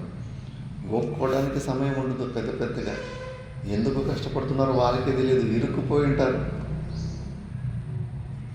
పెద్ద పోస్టులకు అక్కడ పోతే కానీ వాళ్ళకి అసలు ఓపిక కూడా ఉండదు, మనశ్శాంతిని విపరీతంగా కోల్పోయి ఉంటారు. కాబట్టి తతః అనర్థః వ్రాతో నిపతతి సమాధాతు రధిక. ఇంకా ఎక్కువ సమస్యలు పెరుగుతూ పోతూ ఉంటాయి, కానీ తగ్గే ప్రసక్తే లేదు. నువ్వు మూలంగా పట్టుకొని కరెంటు వైర్ని చేతిలో పట్టుకున్నావు నువ్వు. తతః యో అసద్గ్రాహ సహి భవతి బంధ శృణు సఖే అని శంకరాచార్య భగవాన్ సఖే అంటున్నారు. హే మిత్రుడా, కొద్దిగా వినువయ్యా. అసద్గ్రాహ సహి భవతి బంధ. ఈ అసత్ అనే ప్రపంచంలో అందుకే మనకు బంధం ఏర్పాటైపోతుంది. నువ్వు కానీ శరీరాలని నేను అని అనుకున్నందుకు. అందుకే నువ్వు ఎవరు అన్నది ఫస్ట్ యథార్థంగా చూడు. అక్కడ ఉన్నది పగ్గము తాడే అని అర్థం చేసుకో. అక్కడ ఉన్నది తాడు కాదు, అది పాము అనుకుంటే కానీ నీకు హార్ట్ అటాక్ వచ్చి హాస్పిటల్లో అడ్మిట్ అయ్యి 10-15 లక్షలు ఖర్చు వేస్ట్ అయిపోతుంది, లేదా ప్రాణమే కోల్పోతాం. అందుకే కొద్దిగా ఓపిక ఉండి అక్కడ ఉన్నది పామా తాడని విచారణ చేసి, అది అక్కడ ఉన్నది పాము కాదు తాడే అన్నది కొంచెం పరీక్ష దూరం నుంచి రాయివి పొడవుటి కట్టి తీసుకుని ఇట్లా అల్లాడించి చూడు. ఈ వివేకంతో యథార్థంగా చూసేది నేర్చుకో. ఎందుకు తొందరగా నిర్ణయాలు తీసుకొని అది పాము నిర్ణయం తీసుకొని అది వచ్చి నన్ను కరుస్తుందని భయపడి హార్ట్ అటాక్ తెచ్చుకుంటావు. ఈ ప్రపంచం కూడా చూడు, కొంచెం పరీక్షించు. ఎందుకు పరిగెడుతున్నావు? పక్కింటోడు పరిగెడుతున్నావు, నువ్వు పరిగెడుతున్నావు, ఎలకల్ల రేసులో పరిగెత్తినట్లు. కొద్దిగా ఆగి చూసుకో. ఏమి సంసారం? నిజంగా ఇట్లే బతకాలనా? దీనికోసమైనా మనం వచ్చిలేదు. మనిషి జన్మ ఎందుకు వచ్చింది? అందరూ చేస్తున్నారు, నేను అదే చేయాలనా? గొర్రెలు కూడా అంతే. గొర్రెల్లో ఒక లీడర్ ఉంటారంట. ఒక గొర్రె కొండ మీద నుంచి దుంకిందంటే కానీ అన్ని గొర్రెలు టకటకటకట వచ్చి అక్కడ దుంకి చనిపోతాయి. ఈ ప్రపంచాన్ని లోకవాసన అంటారు. ఆ లోకవాసనకు నువ్వు గురి అయిపోతే కానీ నువ్వు కూడా వాళ్ళలాగానే, వాళ్ళు చేసే పనులు చేస్తావు, వాళ్ళలాగానే బతకాలనుకుంటావు. వాళ్ళు ఏడుస్తున్నారు, నీ బతుకు ఏడుచుడు అయిపోతుంది. అందుకే గురువులు చెప్పేది, శాస్త్రం చెప్పేది వినాలి నువ్వు. అప్పుడు నీకు మనిషి జన్మ సార్థకత్వం ఏంటి అని తెలుస్తుంది. అందుకే హే మిత్రుడా, శృణు సఖే అంటున్నాడు శంకరాచార్య భగవాన్. ఎంత ప్రేమతోటి చెప్తున్నాడు. నాయన, ఫస్ట్ ఇక్కడే నీకు మిస్టేకు. నువ్వు సచ్చిదానంద స్వరూపుడివి, నీకు పుట్టుకు సాగు లేదు. అలాంటి నిన్ను ఈ పుట్టు సత్య శరీరాలను నువ్వు అనుకుంటున్నావు. తాడుని పాములాగా అనుకున్నట్టు నీ సచ్చిదానంద స్వరూపాన్ని నువ్వు ఈ జీవుడు అని అనుకుంటున్నావు. కేవలం అనుకోవడం అంతే, మనసు బుద్ధిలో అనుకోవడం అంతే. వాస్తవంగా కూడా మనం జీవులు కాలేదు, జీవుడని అనుకుంటున్నాం. ఆ అనుకోవడమే ఫస్ట్ తప్పు అని చెప్తున్నాడు. ఇప్పుడు మెయిన్ మూలము తప్పుని చూసుకోవాలి కదా. ఋషులు కందమూలాలే తినేవాళ్ళు. అడవిలో కందమూలాలే కాదు, చెట్లు పైన కాసే పండ్లు ఆకులు పైన కాసేవి కూడా ఎన్నో ఉన్నాయి. కానీ వాళ్ళు మూలాలే ఎందుకు తినేవారు? మూలాలు తింటే మన బుద్ధి కూడా ఏదైనా సమస్య వచ్చినప్పుడు మూలాన్ని వెతికే ప్రయత్నం చేస్తుంది. సమస్యలకు మూల కారణం వెతకాలి కదా నువ్వు. ఎప్పుడు సమస్యలకు మనం ఎక్కడ చూపిస్తామో ఇంకో వ్యక్తి మీద చూపిస్తాం. వీడి వల్ల నాకు దుఃఖం వచ్చిందని. అది మూలం. ఆ సమస్య యొక్క మూలం అది. సమస్య యొక్క మూలము మనలో ఉంది. నేను ఈ శరీరం అనుకోవడమే పెద్ద సమస్య. మూల సమస్యను అక్కడి దాకా మూలం వరకు తేకుండా పోతే పైన ఇప్పుడు ఇక్కడే బిల్డింగ్ల మీద కాకులు రెట్టు వేసి ఉంటాయి. రాగి చెట్టు ఇత్తనం విని ఆ చెట్టు మొలుస్తూ ఉంటుంది. ఏర్లు లోపల దిగింటాయి. పైన నువ్వు ఎన్నిసార్లు కొమ్మలు కొత్తిరిస్తావు, మళ్ళా చిగురు వచ్చేస్తూ ఉంటాయి. నువ్వు ఎప్పటి వరకు మూలం వేరులతో పాటు దాని కురుకట్టు వేలతో పాటు దాన్ని ఎప్పటి వరకు తీయవో నువ్వు అలిసిపోవాల్సిందే. ఎంతన్నా నువ్వు కత్తిరిస్తూ ఉండి వచ్చినప్పుడు మళ్ళా అది వస్తానే ఉంటుంది చిగురు. మరి దుఃఖానికి మూలం వెతకాలి కదా. దుఃఖానికి మూలం ఎక్కడ దాకా పోతాము? ఇంకో మనిషి దగ్గర వరకు పోతాము. ఆ మనిషి వల్ల నాకు దుఃఖం వచ్చింది అంతేనా? ఇంక లేదా మూలము? నీకు ఈ శరీరం ఎందుకు వచ్చింది? ఇంతకీ నువ్వు ఈ శరీరానివా? నువ్వు ఈ శరీరానివి కానే కావు. మూల కారణం ఇక్కడే ఉంది కదా. నేను ఈ శరీరం అనుకోవడమే మూల కారణం దుఃఖానికి. శరీరం సుఖాలు దుఃఖాలు మనకు ఎక్కడి నుంచి వస్తాయి? ఈ శరీరం ద్వారానే వస్తాయి. సుఖ దుఃఖ భోగాయతనం ఇదం శరీరం అని. మరి పెద్ద సమస్య మనకి శరీరమే. రాత్రిపూట్లు గాఢ సుషుప్తులు పడుకున్న తర్వాత, మనసు బుద్ధులు విరమించుకున్న తర్వాత ప్రపంచం ఉండదు, ఈ శరీర భారం కూడా ఉండదు. అప్పుడు బయట నుంచి దుఃఖాలు వస్తాయా? రావు, అసలు రావు. రాత్రి గాఢ నిద్ర గురించి ఎవరైనా వచ్చి షికాయతలు చెప్తారా? అక్కడ సమస్యనే లేదు. పోనీ స్వప్నాల గురించి ఎవరైనా వచ్చి సమస్యలు చెప్తారు. ఏదో కొద్దిగా పీడకలలు వచ్చినప్పుడు కొద్దిగా స్వామీజీ నాకు ఇలాంటి పీడకలు వచ్చిందని చెప్తారు, అంతేగాని దాని తర్వాత అది కూడా స్వప్నాల గురించి కూడా ఎవరికి షికాయతలు లేవు. ఈ పొగులు జరిగే కథల గురించి వచ్చి షికాయతలు చెప్పు, నాకు ఆ కష్టాలు ఈ కష్టాలు. అరే నీకు స్వప్నంలో కూడా కష్టాలు వచ్చింది కదప్పా, మరి దాని గురించి ఎందుకు చెప్పుకుంటా లేవు? ఎందుకంటే దాని నుంచి లేచి చూసేస్తున్నాం. మధ్యలో కాసేపు వచ్చి పోయింది కాబట్టి అది సత్యం కాదనుకుంటున్నాను. ఈ జాగ్రత్త, ఈ పొగలు కూడా అంతే. ఇది కూడా కాసేపు 10-12 గంటలే ఉంటుంది. మళ్ళీ స్వప్నంలో పోతే అక్కడ వేరే ప్రపంచము. గాఢ నిద్రలో పోతే అసలు ఏ ప్రపంచాలు లేనే లేవు. ఇది కూడా కాసేపు నుండి వెళ్ళిపోతూ ఉంది అంతే. ఇది కూడా అందుకే వాస్తవం కాదు, ఇది కూడా మిథ్యానే అని. సమస్యకు మూల కారణము అజ్ఞానమే. మనం ఎవరన్న విషయం మనం మర్చిపోయాము. మనము ఆనంద స్వరూపులము. అసలు ప్రపంచంలో పంచభూతాల నుంచి అన్నీ పుట్టినాయి. ఆకాశము, గాలి, అగ్ని, నీరు, పృథివీ, పంచభూతాల నుంచే అన్ని పదార్థాలు పుట్టినాయి. ఆ పంచమహాభూతాలే ఆత్మను ముట్టుకోలేవు, టచ్ కూడా చేయలేవు. ఖాళీ జాగాన్ని స్పేస్ అంటారు. ఖాళీ జాగాన్ని మనం పెయింట్ కొట్టచ్చా? గోడలకు పెయింట్ కొట్టచ్చు. ఖాళీ జాగానికి పెయింట్ కొట్టడానికి అవుతుందా? దాన్ని పట్టుకోలేము, ముట్టుకోలేము, ఏమి చేయలేము. దానికన్నా సూక్ష్మంగా ఆత్మను ఎవరన్నా ముట్టుకోనికన్నా అవుతుందా? మరి అలాంటి ఆత్మస్వరూపులు మనకు అట్లా అనిపిస్తూ ఉంది. అయ్యో వాడు నన్ను తిట్టాడు, వాడు నన్ను కొట్టాడు, వాడు నన్ను గిచ్చాడు అని అనిపిస్తూ ఉంది. అన్ని ఆరోపాలే ఇవి. అసలు దుఃఖం లేనే లేదు. ఈ శరీరానికి ఉన్న సమస్యలని మన సమస్యలని అనుకుంటున్నాం. మన ఆత్మను ఎవరు ముట్టుకోలేరు. నైనం చిందంతి శస్త్రాన్ని నైనం దహతి పావక అని భగవద్గీతలు. ఏ శస్త్రాలు కానీ అస్త్రాలు కానీ ఏమి ఆత్మను ఎవరు ఏమి చేయలేరు. అలాంటి ఆనందం స్వరూపులం మనము. మనల్ని పాంచభౌతికమైన వస్తువులు ముట్టుకొని కూడా ముట్టుకోవు. కానీ మన అనుభవం ఏముంది? అయ్యో నాకు కష్టాలు ఉన్నాయి, నాకు దుఃఖాలు ఉన్నాయి, నొప్పి, శరీరంలో ఏ పార్ట్లో నొప్పి అయినా అయ్యో నాకు నొప్పి వేస్తుంది అని. ఇవన్నీ కూడా ఆరోపాలే, వాస్తవం కాదు. విచారణ చేస్తా లేదు. ఈ శరీరం మనల్ని ఎట్లా భూతం పట్టుకుంటే మనం పట్టుకునేసింది ఈ శరీరం. దీన్నే విచారణ చేసి మనం ఈ శరీరంతో ఉన్న సంబంధము తెంచుకోవాలి. నువ్వు సుఖంగా బతకాలి అంటే, సుఖంగా ఉండాలంటే ఒకటే మార్గము, ఈ శరీరంతో ఉన్న సంబంధాలు కత్తిరించుకోవాలి. లేకపోతే ఛాన్సే లేదు. నువ్వు ఈ శరీరంతో సంబంధం పెట్టుకున్నంత రోజు కరెంటు షాక్ కొడతానే ఉంటుంది. ఎవడైనా నీ జుట్టు, ఎవడి చేతికైనా నీ జుట్టు పోతుంది. 4 బూతు మాటలు తింటే అయిపోయి నీ మనశ్శాంతి పాడైపోతుంది. చిన్న దోమ వచ్చి చౌకడ కుయ్యందంటే అయిపోయి నీ మనశ్శాంతి భంగం అయిపోతుంది. ప్రతి ఒక్కరి చేతికి మన జుట్టు దొరుకుతూ ఉంటుంది. మనకు కావాల్సింది ఆనందము, మరి చేసే పనులు చూస్తే అన్ని దుఃఖానికే అనుకూలమైన పనులు చేస్తుంటాం. ఈ శరీరంతో సంబంధాన్ని తెంచుకో. ప్రతిరోజు ఎట్లా తెంచుకోవాలి? అంత మానసిక సంబంధం కాబట్టి వివేకము ద్వారానే ఆ సంబంధాన్ని తెంచుకోవచ్చు. కొన్ని రోజులు అభ్యాసం చేసుకోవాలి. నొప్పి అవుతున్నా అవుతాలేదు అనుకోవాలి. ఎవరన్నా తిడుతుంటే 4-5 మందికి చెప్పాలి, నేను రోజుకు 10 మాటలు తిట్టున్నాను, ఎందుకంటే తిట్లు తినే అలవాటు లేదు, ఈ కొత్త అలవాటు నేర్చుకోవాలని. ఇప్పుడు బాక్సింగ్కి మల్ల యుద్ధాలు చేసేటోళ్ళకి వాళ్ళకు ట్రైనింగ్లో వాళ్ళ గురుగారు విపరీతంగా కొడతారు, దెబ్బలు తినే అలవాటు నేర్పిస్తారు. సుమారు రోజుకి 10,000 దెబ్బలు కొడతారు వాళ్ళ శరీరానికి. కొడతా ఉంటే ఎముకలు ఇరిగిపోయేలాంటి అంత జోరుగా కొడతారు. కానీ వాడికి అన్ని దెబ్బలు తిన్నా వాడికి దుఃఖం రాదు. ఎందుకంటే వాడు ట్రైనింగ్ తీసుకుంటా ఉన్నాడు. ఉదయం పూటలంతా జిమ్కి దానికి దీనికి పోతారు, ఎక్సర్సైజులు చేస్తారు. వ్యాయామం చేస్తే శరీరానికి ఎంత క్లేశం ఉంటుంది, సుస్తైపోతుంది వ్యాయామం చేస్తే.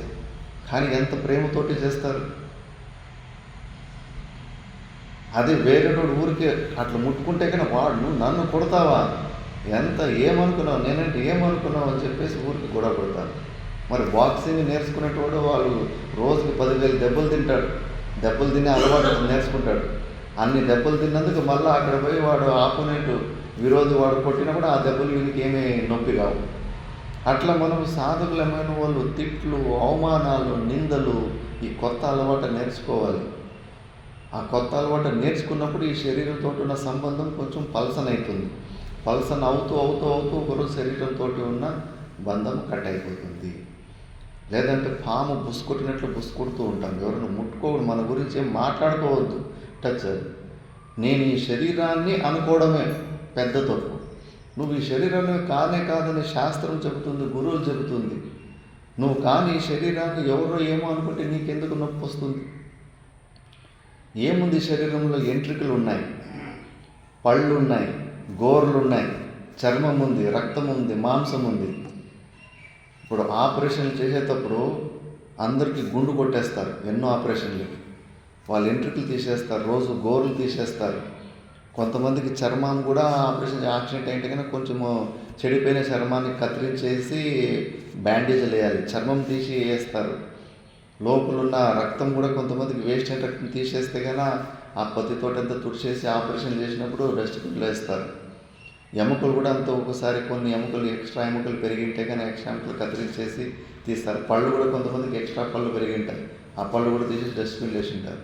నీ శరీరంలో ఉన్న పదార్థాలని అన్నీ ఒక్కొక్కటి తీసి అక్కడ డస్ట్బిన్లో వేసేస్తే ఆ డస్ట్బిన్లోనే నీ శరీరంలో ఉన్నవి కూడా నీవే ఎంట్రికలు, నీవే గోర్లు, నీదే కొంత రక్తము, నీదే కొంత చర్మము, మళ్ళీ బాత్రూంలో మలము మూత్రం కూడా వదిలిపెట్టి వచ్చింటావు.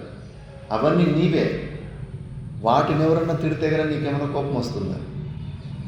నువ్వు ఎక్కడో గోర్లు అవన్నీ వదిలిపెట్టేసి వచ్చేసి ఉంటావు, నువ్వు ఇంట్లో ఉంటావు. అక్కడ ఎవరో ఒకడు వచ్చేసి నీ గోర్లని, నీ ఎంట్రికల్ని, నీ రక్తాన్ని, నీ చర్మాన్ని, నీ మలాన్ని, నీ మూత్రాన్ని నువ్వు దుర్మార్గుడు తిడుతూ అంటాడు. ఏ దుర్మార్గుడా, నువ్వు దుష్టుడువా అని తిడుతూ ఉంటే మనకేమో నొప్పేస్తుంది. అక్కడ చేండ్ల కాడ అక్కడెక్కడ మలమూత్రము చేసి వచ్చేసి ఉంటాం. మనకి ఇక్కడ ఉంటాము, అక్కడ ఎవరైనా దాన్ని తిట్టుకుంటూ ఉంటాడు, మనకి ఏమైనా అవుతుందా? మరి అవే వస్తువులు కదా మన శరీరంలో ఉండేది. ఇక్కడ తిడితే మాత్రం ఎందుకు కోపం వస్తుంది? ఇదే వస్తువులు కత్తిరించి అక్కడ పక్కన పెట్టేస్తే దాన్ని తిడితే మనకేం సమస్య లేదు. అవే ఉన్నాయి ఈ శరీరంలో. మరి ఏమున్నాయి?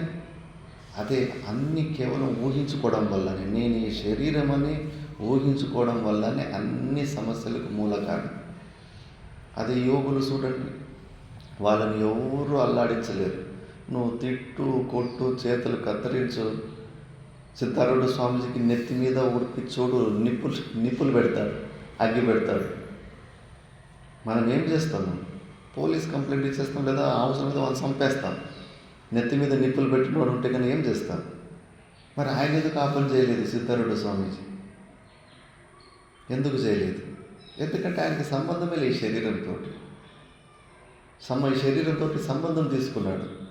అందుకే ఆ అగ్ని నిప్పులు కూడా ఆయనని ఏమి తాకలేకపోయాయి, ఆ నొప్పి కూడా ఆయనకు ముట్టుకోలేకపోయింది.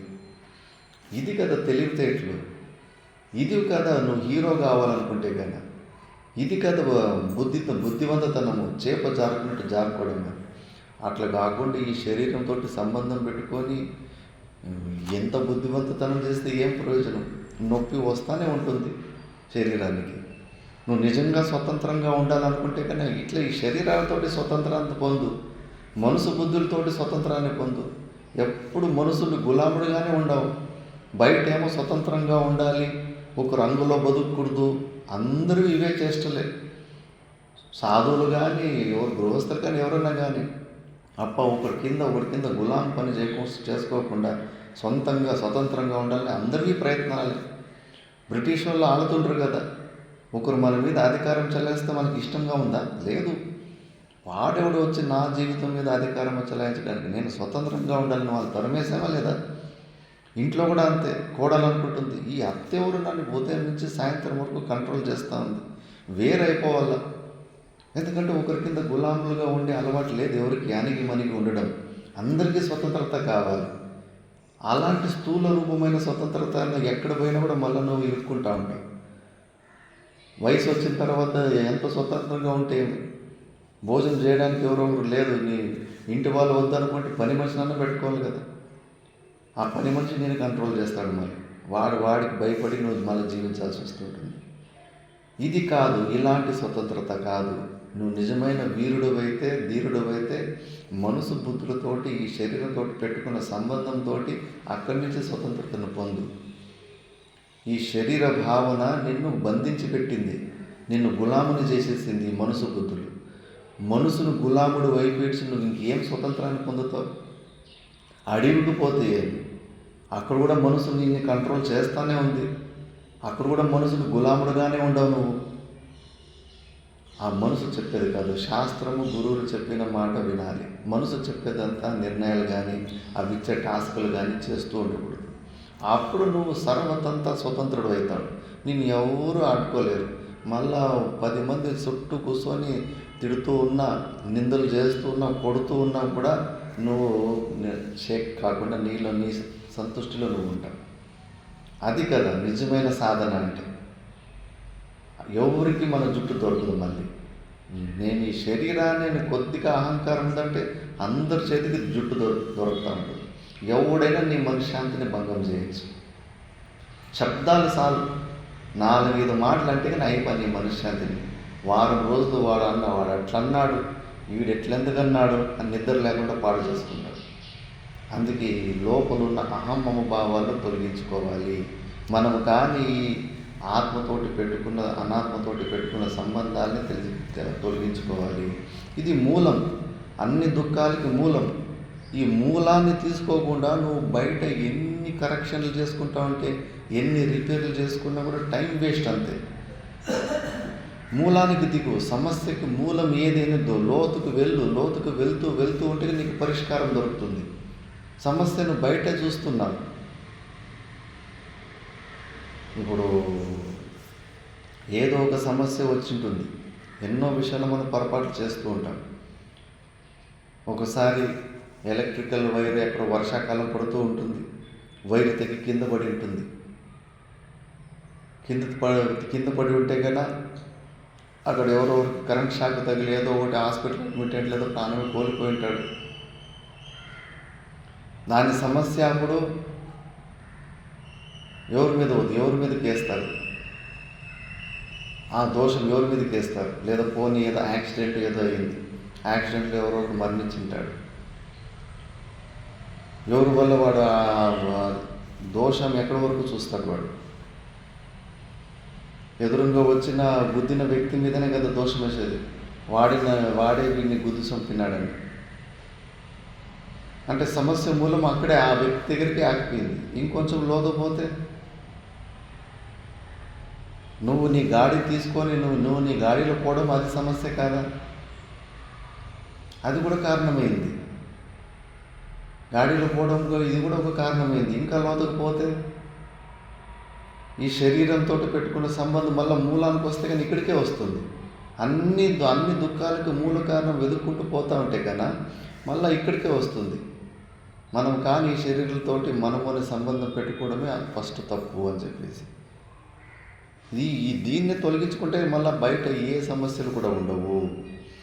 ఎలా అని నెక్స్ట్ శ్లోకంలో చెప్తున్నారు. అఖండ నిత్యాద్వయబోధ శక్త్యా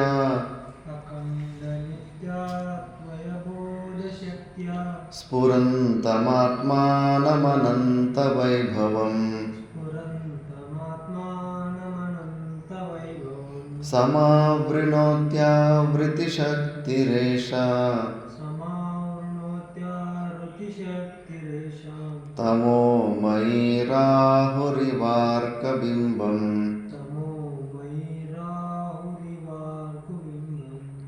అఖండ నిత్యాద్వయబోధశక్త్యా స్ఫురంతమాత్మానమనంత వైభవం సమావృణోత్యావృతిశక్తిరేషా తమోమయీ రాహురివార్కబింబం.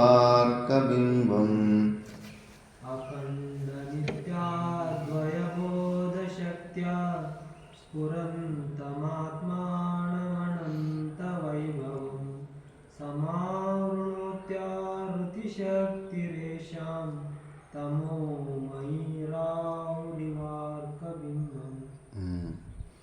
అఖండ నిత్యాద్వయబోధ శక్త్యా మనలోనే అఖండంగా అంటే ఖండం కాకుండా కంటిన్యూస్గా ఉండే నిత్య అద్వయ బోధ శక్త్యా మనలోనే ఉంది ఆ చైతన్యం, ఆ శక్తి. దాని ద్వారా స్ఫురంతం ఆత్మానం అనంత వైభవం. మనం ఏమేమైతే వెతుకుతున్నామో ఆనందం, పరమానందం అదంతా కూడా లోపలే ఉంది, మనలోనే ఉంది. దాని ద్వారానే మళ్ళీ అదే శక్తి ద్వారానే సమావృణోతి ఆవృత శక్తి. మనలో అంత వైభవం ఉంది, పరమానందం ఉంది మనలోనే. ఒక్క రూపాయి అవసరం లేదు, ఒక్క చిన్న పని చేయాల్సిన అవసరం లేదు మనలో ఉన్న ఆనందాన్ని పొందడానికి. అందుకే యోగులు నిర్వికల్ప సమాధి స్థితులు 10 సంవత్సరాలు 20 సంవత్సరాల్లో ఎంత ఆనందంగా ఉంటారు. ఎవ్వరి అవసరం లేదు, వాళ్ళ శరీరం అవసరం కూడా లేదు, అంత ఆనందంగా పరమానందంగా ఉంటారు. కంటి రెప్ప తెరవడానికి కూడా వాళ్ళకి ఇంట్రెస్ట్ ఉండదు, ఎందుకంటే అంత పరమానందం ఉంటుంది లోపల. అలాంటి ఆనందాన్ని ఈ ఆవృత శక్తి ఎప్పుడైతే మనం ఎవరు అనే విషయాన్ని మర్చిపోతామో, మనము ఆనందంగా లేము అనే నిశ్చయాలు వచ్చేస్తాయో మళ్ళీ ఆనందం కోసం బయట వెతుక్కుంటూ ఉంటాం. అది విక్షేప శక్తి. విక్షేప శక్తి మన చేత పనులు చేపించేస్తుంది. తమోమయీ రాహు రివార్క బింబం. ఎట్లా రాహు చంద్ర సూర్యగ్రహం అయ్యేటప్పుడు, చంద్రగ్రహణం అయ్యేటప్పుడు రాహు కేతువులు ఎలాగా మింగేస్తారో, అంటే రాహు అనేది అడ్డం వస్తుంది అంతే. మింగినట్టు మనకి కింద నింక చూస్తే కానీ అసలు సూర్యుని మింగేసిందేమో అని అనిపిస్తూ ఉంటుంది. సూర్యునికి అడ్డం వస్తుంది. మేఘాలు అడ్డం, మంచిగా వర్షం వచ్చే మేఘాలు అడ్డం వస్తే కూడా మేఘాలు సూర్యుని కప్పేసాయి, మూసేసాయని. మేఘం సైజుకి సూర్యుని సైజుకి అసలు తారతమ్యమే లేదు. సూర్యుని ఒక ధూళి కణమంత కూడా ఉండదు మేఘం. మనకేమో ఇంత చిన్న మేఘం అంత పెద్ద సూర్యుడిని మూసేసింది అని అనిపిస్తూ ఉంటుంది. అలాగే ఈ విక్షేప శక్తి అనేది ఆవృత్తి శక్తి. సమావృణోతి ఆవృత్తి శక్తి రేష. ఈ ఆవృత్తి శక్తి అలా మనలో ఉన్న అలాంటి సచ్చిదానంద స్వరూపమైన అనంత వైభవాన్ని మూసివేసేస్తుంది. ఎందుకంటే మనం గమనించం కాబట్టి. ఇప్పుడు బజారప్ప పొగులు మనం పుస్తకాలను దేని ద్వారా చదువుతున్నాను ఇప్పుడు నేను? చాలామంది నువ్వు దేని ద్వారా పుస్తకాలు చదువుతున్నట్టే కళ్ళు ద్వారా పుస్తకాలు చదువుతున్నాను అంటారు. వెలుతురు గురించి మర్చిపోతారు, సూర్యుని కిరణాల గురించి మర్చిపోతారు. అలాగే మనలో లోపల ఒక చైతన్యం ఉంది, పరమ ఆత్మ స్వరూపం ఉంది. దాన్ని పట్టించుకోవడం లేదు మనం. బుద్ధిని కొంచెం లోపలికి తిప్పితే తెలుస్తుంది. బుద్ధి వృత్తులను కూడా తెలుసుకుంటా ఉంది అది. ఇప్పుడు బుద్ధిలో ఏం ఆలోచిస్తున్నామో, నిన్న బుద్ధిలో ఏం ఆలోచించామో, ఆ బుద్ధి వృత్తులను కూడా తెలుసుకుంటా ఉంటే బుద్ధి కన్నా అతీతంగా ఒకటి ఉంది, సాక్షి రూపంలో తెలుసుకుంటా ఉంది. అలాంటి ఆత్మస్వరూపాన్ని ఇది మూసిపెట్టేస్తుంది. మూసి పట్టేదంటే ఏదో బట్ట తీసుకొని కప్పేది, దాని గురించి మనం మర్చిపోతాం. ఇప్పుడు కళ్ళద్దాల టేబుల్ మీద పెట్టినప్పుడు కంటికి ఎదురుగా కనిపిస్తున్నప్పటికీ లేదని అనిపిస్తూ ఉంటుంది ఒకసారి. అప్పుడు దాని మీద ఏం బట్టే మూసి ఉండదు, అన్ని ఓపెన్గా ఉన్నప్పటికీ, అంటే సరిగ్గా ధ్యానం పెట్టి చూడలేదు మనం. అదే ఆవరణం. అలాగే మనలో ఉన్న ఆత్మస్వరూపాన్ని మనము ధ్యానం అక్కడ అలర్ట్గా దాన్ని చూసుకోవడం లేదు, మర్చిపోతాం. మతిమరుపు ఎక్కువ మనకు, ఎంత విపరీతమైన మతిమరుపు అంటే అందుకే సాధకులైన వాళ్ళు వాళ్ళ రూములో దక్షిణామూర్తి ఫోటోనే వేసుకోవాలంటారు. దక్షిణామూర్తి అన్ని దేవతలకు నువ్వు పూజలు చేయాలా, జపం చేయాలా, అన్నీ చేసుకోవాలి. కానీ దక్షిణామూర్తి ఫోటో మీద కేవలం ఫోటోను చూస్తే చాలు, నీకు భజన అయిపోతుంది, నీకు పుణ్యం లభిస్తుంది. ఆ దక్షిణామూర్తి ఫోటోలో కాళ్ళ కింద ఒక రాక్షసుడు ఉంటాడు, అపస్మారహ అని వారి పేరు. స్మరణం అంటే గుర్తు తెచ్చుకోవడం, అపస్మరం అంటే కన్నా మర్చిపోవడం, మతిమరుపు. ఆ రాక్షసుని పేరే మతిమరుపు. అంటే దక్షిణామూర్తి గురువు ఎలాంటి గురువు అంటే మనలోన మతిమరుపుని కాలు కిందకేసి తొక్కేసి మనము సచ్చిదానంద స్వరూపులము, పరమాత్మ స్వరూపులు అని చూపించే దేవుడు అని దక్షిణామూర్తి దేవుడు. ఆ మతిమరుపుని మనము శాస్త్రము ద్వారా, గురువుల ఉపదేశం ద్వారా మనము ఎప్పుడు గుర్తుపెట్టుకుంటూ ఉండాలి. మనం ఎవరు అన్నది అదే పెద్ద సమస్య. మర్చిపోయినాం మనం ఎవరన్న విషయాన్ని తొందరగా మర్చిపోతాం. పాఠం విన్నంతసేపు, విన్న తర్వాత మళ్ళీ మనుషుల్లాగానే. నిన్న ప్రవచనంలో ఒక వ్యక్తి చాలా మంచి దృష్టాంతం చెప్పాడు. పనికిరాని వస్తువులంతా పనికి వచ్చే వస్తువులు అని చెప్పేసి తల జడుపుకుంటూ ఉంటాం. ఒక గురు శిష్యుల కథ చెప్పాడు రాఘవేంద్ర స్వామి అని. ఇక్కడ చాలా మంచి దృష్టాంతం. ఉపదేశము, ఒక శిష్యుడు గురువుల దగ్గరికి వచ్చి ఉపదేశం తీసుకోవాలని వచ్చింటాడంట. వచ్చి ఉంటే కన్నా ఆ గురువులకి ఇంకో శిష్యుడు ఎవడో ఉంటాడంట అక్కడ మెయింటెనెన్స్ చేస్తున్న శిష్యుడు. 2 రూపాయల నిమ్మకాయలు ఉంటే కన్నా 4 రూపాయలు అని చెప్తాడంట. ఇంకో స్టార్టింగ్లో వచ్చిన వ్యక్తికి అక్కడే మనసు ఇది అయిపోతుంది. 2 రూపాయల నిమ్మకాయలని 4 రూపాయలు అంటున్నాడు, ఎంత మోసం అని. మళ్ళీ తర్వాత గురు దీక్షకి దానికి దీనికి ఎంత ఖర్చు ఏంటంటే కన్నా 1,00,000 రూపాయలు ఖర్చు అయితే 1,50,000 అని అంటాడంట. మళ్ళీ గురుగారి దగ్గరికి ఇంకా ఇవన్నీ చూసి ఇట్లా 2-3 ఘటనలు వాడంతా తప్పు లెక్కలు చేస్తున్నాడు, తప్పుడు పనులు చేస్తున్నాడు అని చూసేసి గురు దగ్గర ఇంకే మంత్రోపదేశం తీసుకోవడానికి రెడీ అయ్యే సమయంలో గురుగారు నాకు మంత్రోపదేశం వద్దు అంటాడు. ఎందుకు నాయన అంటే, నాకెందుకో మనసు మారిపోయిందండి. ఎందుకు దేని చూసినా నేను ఇంకా నీకు మంత్రోపదేశం కూడా చేయలేదు, అప్పుడే నీకు విసుగు వచ్చిందా? మరి దేని చూసినా అంటే, కాదు గురుగారు, మీ దగ్గర ఈ పని చేసి పిల్లగాడు 2 రూపాయల నిమ్మకాయలకి 4 రూపాయలు తీసుకున్నాడు, 1,00,000 రూపాయలు ఖర్చు అయితే 1,50,000 అబద్ధం చెప్తున్నాడు, దీంతో నాకు మనసు విరిగింది అంటాడు. నాయన ఈ విషయం నాకు కూడా తెలుసు. మళ్ళా వాడు అంత డబ్బులు కొట్టేసినోడు గురువు మీదనే చాడీలు చెప్పిండంట. ఆ శ్రద్ధని పాడు చేస్తారు. ఆ పరీక్ష నాకే అయింది. నేను ఓంకారేశ్వరానికి మా గురువుల దగ్గరకు బస్సులో పోతుంటే నా పక్కలో ఒక సాధువు వచ్చి కూర్చున్నాడు.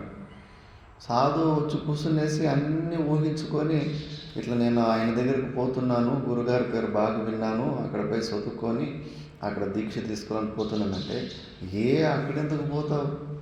ఆయన నేపాల్ నుంచి వచ్చిన ఆయన వాళ్ళ బావమరుదని అక్కడ మేనేజర్గా పెట్టుకున్నాడంట, వాళ్ళ ఇంటి వాళ్ళని పెట్టుకున్నాడంట, అట్లంట ఇట్లంటనే లేనిపోనివన్నీ చెప్పాడు. నేను ఇదేంద్ర నాయన పోక ముందునే ఉన్న శ్రద్ధ నీడు చంపేస్తున్నాడు కదా అని చెప్పేసి. చాలా తప్పుడు పని అది. ఒక వ్యక్తికి ఇంకో వ్యక్తి మీద శ్రద్ధ ఉన్నప్పుడు ఆ శ్రద్ధని చంపకూడదు. ఆ వ్యక్తి ఎలా ఉన్నా కూడా వీడికి వాళ్ళ మీద ఉన్న శ్రద్ధ ఏదో రోజు పని చేస్తుంది. కానీ ఎక్కడ పోయినా నీకు ఎవరి మీద శ్రద్ధ ఉంటే ఆ శ్రద్ధని చంపి పారేస్తారు. ఎందుకంటే మన చెవులు పచ్చిగా ఉంటాయి, చెవులు మాగి ఉంటే వినం. వీళ్ళు చెప్పే నిర్ణయాలు అస్సలు వినం. ఫస్ట్ అనుమానిస్తాం. వీడు ఆ వ్యక్తి మీద చాడీలు చెప్తున్నట్టు ఈ వ్యక్తికి ఆ వ్యక్తికి ఎప్పుడో గొడవలు అయి ఉండాలి, గొడవలు అయి ఉంటేనే మళ్ళీ చాడీలు చెప్తుంటాడు అని చెప్పేసి అసలు దాన్ని ఫస్ట్ విన్న వెంబడి నమ్మకూడదు. మనకు యథార్థంగా తెలిసే వరకు వెయిట్ చేయాలి, యుక్తిని బలించాలి. మా గురుగారు ఇదే నేర్పి పంపారు. చెవులు ఎప్పుడూ మాగి మాగి ఉండాలి, పచ్చిగా ఉంటే మాత్రము వ్యవహారం చెడిపోతుంది అని చెప్పేసి ఊరికే ఉన్న శ్రద్ధని పాడు చేసేస్తారు, లేనిపోనివన్నీ కల్పించుకొని. కాబట్టి ఇంకా వచ్చిన శిష్యుడు నిమ్మకాయల్లో డబ్బులు ఎక్కువ నొక్కేశాడు, ఆ గురువుల మీదనే చాడీలు చెప్పాడు, మళ్ళా డబ్బుల్లో 1,00,000 రూపాయలు ఖర్చు అయితే 1,50,000 కొట్టేసిండు. అందుకే ఇవన్నీ చెప్పేసి, గురుగారు మీ శిష్యుడే ఇలా ఇంత పని చేసిండు, అందుకే నాకు శ్రద్ధ పోయింది అన్నాడు. కాదనైనా నీకు తెలిసిన విషయం నాకు తెలుసు. 2 రూపాయల నిమ్మకాయలకి 4 రూపాయలు తీసుకున్నాడని, మళ్ళీ నా మీద చాడీలు కూడా వీడు చెప్తాడని, మళ్ళీ వీడు డబ్బులు కూడా ఎక్కువ తీసుకున్నాడని విషయం తెలుసు. అవన్నీ తెలిసి కూడా నేను శాంతంగానే ఉన్నాను కదా, ఇతడు శాంతంగా లేకపోయాడు. ఇది పెద్ద ఉపదేశం ఉంది. మనం ఏది ప్రపంచంలో ఏది ఇంపార్టెంట్ విషయాలని అనుకుంటున్నామో అవన్నీ బోకుపించలే. చిన్నపిల్లలు ఆడుకునే కాసులు ఉంటాయి కదా, బోకుపించలు బిల్లలు వేసుకుని అదే కాసులు అనుకుని ఆటలాడుకుంటుంటారు కదా, పనికిరాని వస్తువులు. మనకేమో అదే పెద్దది అనిపిస్తూ ఉంటుంది. తుచ్చమైన పదార్థాలు అవి, వాటి గురించి ఎక్కువ శ్రద్ధ పెట్టించుకోకూడదు. ఇప్పుడు మనుషులుగా పుట్టిన తర్వాత పుణ్యం పాపం తీసుకొని వచ్చింటారు, అన్నీ కరెక్ట్గా ఉంటే కానీ వాళ్ళు దేవుళ్ళు అయిపోతారు, మనుషులు ఎట్లయితారు? అందరిలోనూ దోషాలు ఉంటాయి, అందరూ తప్పులు చేస్తూ ఉంటారు. ఒక్కరు స్వభావాలు ఇంకొకరు స్వభావంతో అసలు కలవు. అందరూ నేనే బుద్ధివంతుని అనుకుంటూ ఉంటారు, నా బుర్ర బాగా పనిచేస్తుందని అనుకుంటారు, నా ఐడియా మంచిదని అనుకుంటారు. మిగతా వానికి బుర్ర లేదనుకుంటారు, మిగతా వానికి తక్కువ బుర్ర ఉందనుకుంటారు. అందరిది ఇదే సమస్యని. నేను అనుకున్నట్లే అన్ని పనులు జరగాలని అనుకుంటూ ఉంటారు, అది కూడా జరగదు, ఎక్కడా జరగదు. నీ ఇంట్లో జరగదు, నీ అధికారం ఉన్న ప్లేస్లో కూడా నువ్వు అనుకున్నట్లు పనులు జరగవు. ఇన్నన్నీ పెట్టుకుంటే కానీ ప్రతి క్షణము మనశ్శాంతి పాడైపోతూ ఉంటుంది. అవన్నీ అనాత్మ వస్తువులు. మనం వచ్చిన పని ఏంటి? మనం మోక్షాన్ని పొందడానికి వచ్చాము. ఆ శాంతిని, ఆ ఆనందాన్ని, పరమానందాన్ని మనం పొందాలి. ఆ ఆనందం, ఆ పని వదిలిపెట్టేసి బయట ఉన్న ప్రపంచంలో ఉన్న చిన్న చిన్న వస్తువుల గురించి తల ఎందుకు జరుపుకోవాలి? స్వప్నంలో కూడా ఎన్ని కొండలు కనిపించాయి, ఎంతమంది దొంగలు కనిపించారు, ఎంతమంది మోసం చేసేటోళ్ళు కనిపించారు. వాళ్ళ గురించి ఏమైనా కూర్చొని విచారణ చేసుకుంటామో తల జరుపుకుంటామో? అది స్వప్నం, అది నిజం కాదు. ఈ జాగ్రత్త అవస్థలో కూడా అంతే, ఏది నిజం కాదు.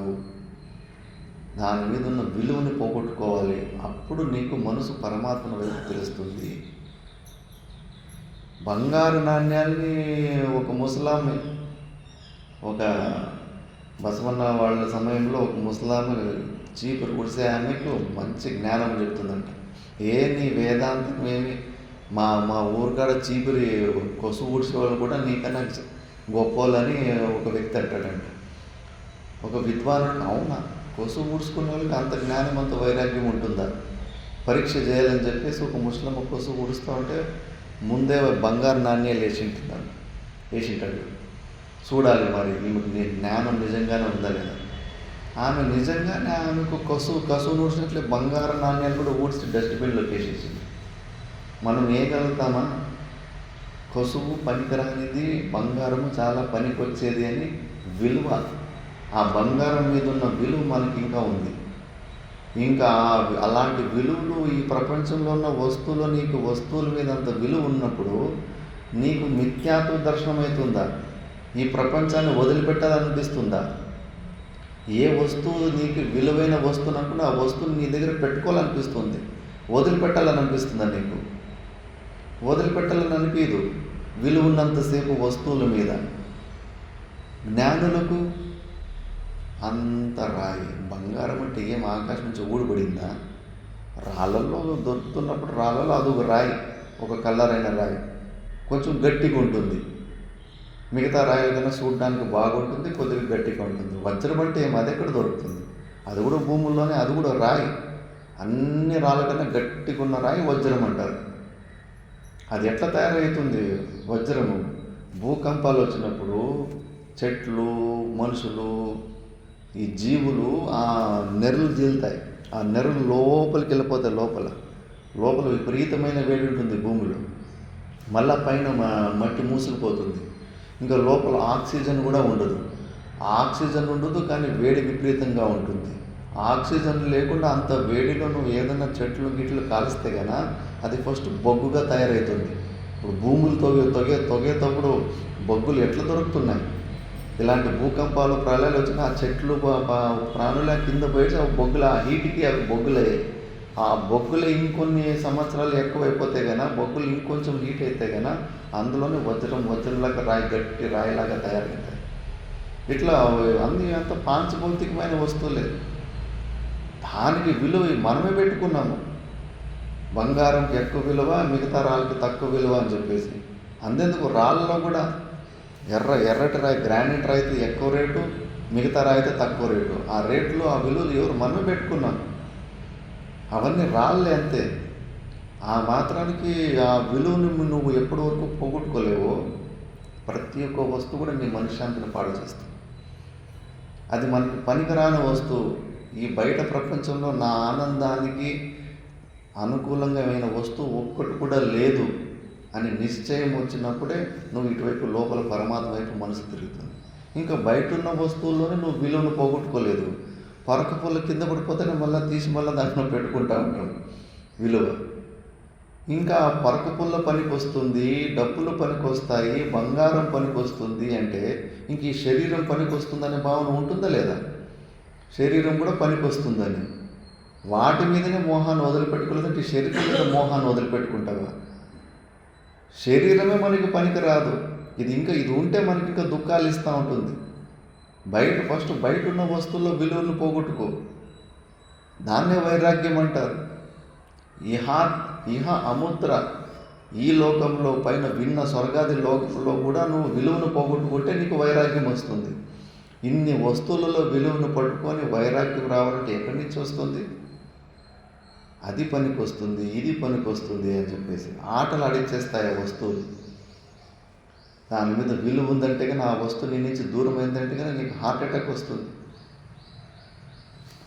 ఎమ్మెల్యూరులోనే ఒక భక్తుడు చెప్పాడు, మంచిగా డబ్బులు సంపాదించి బంగారు చేపించి పెట్టుకుంటే ఒకసారి ఆంజనేయులోనే మన తిరుపతిలో మనతో పాటు వచ్చిండే.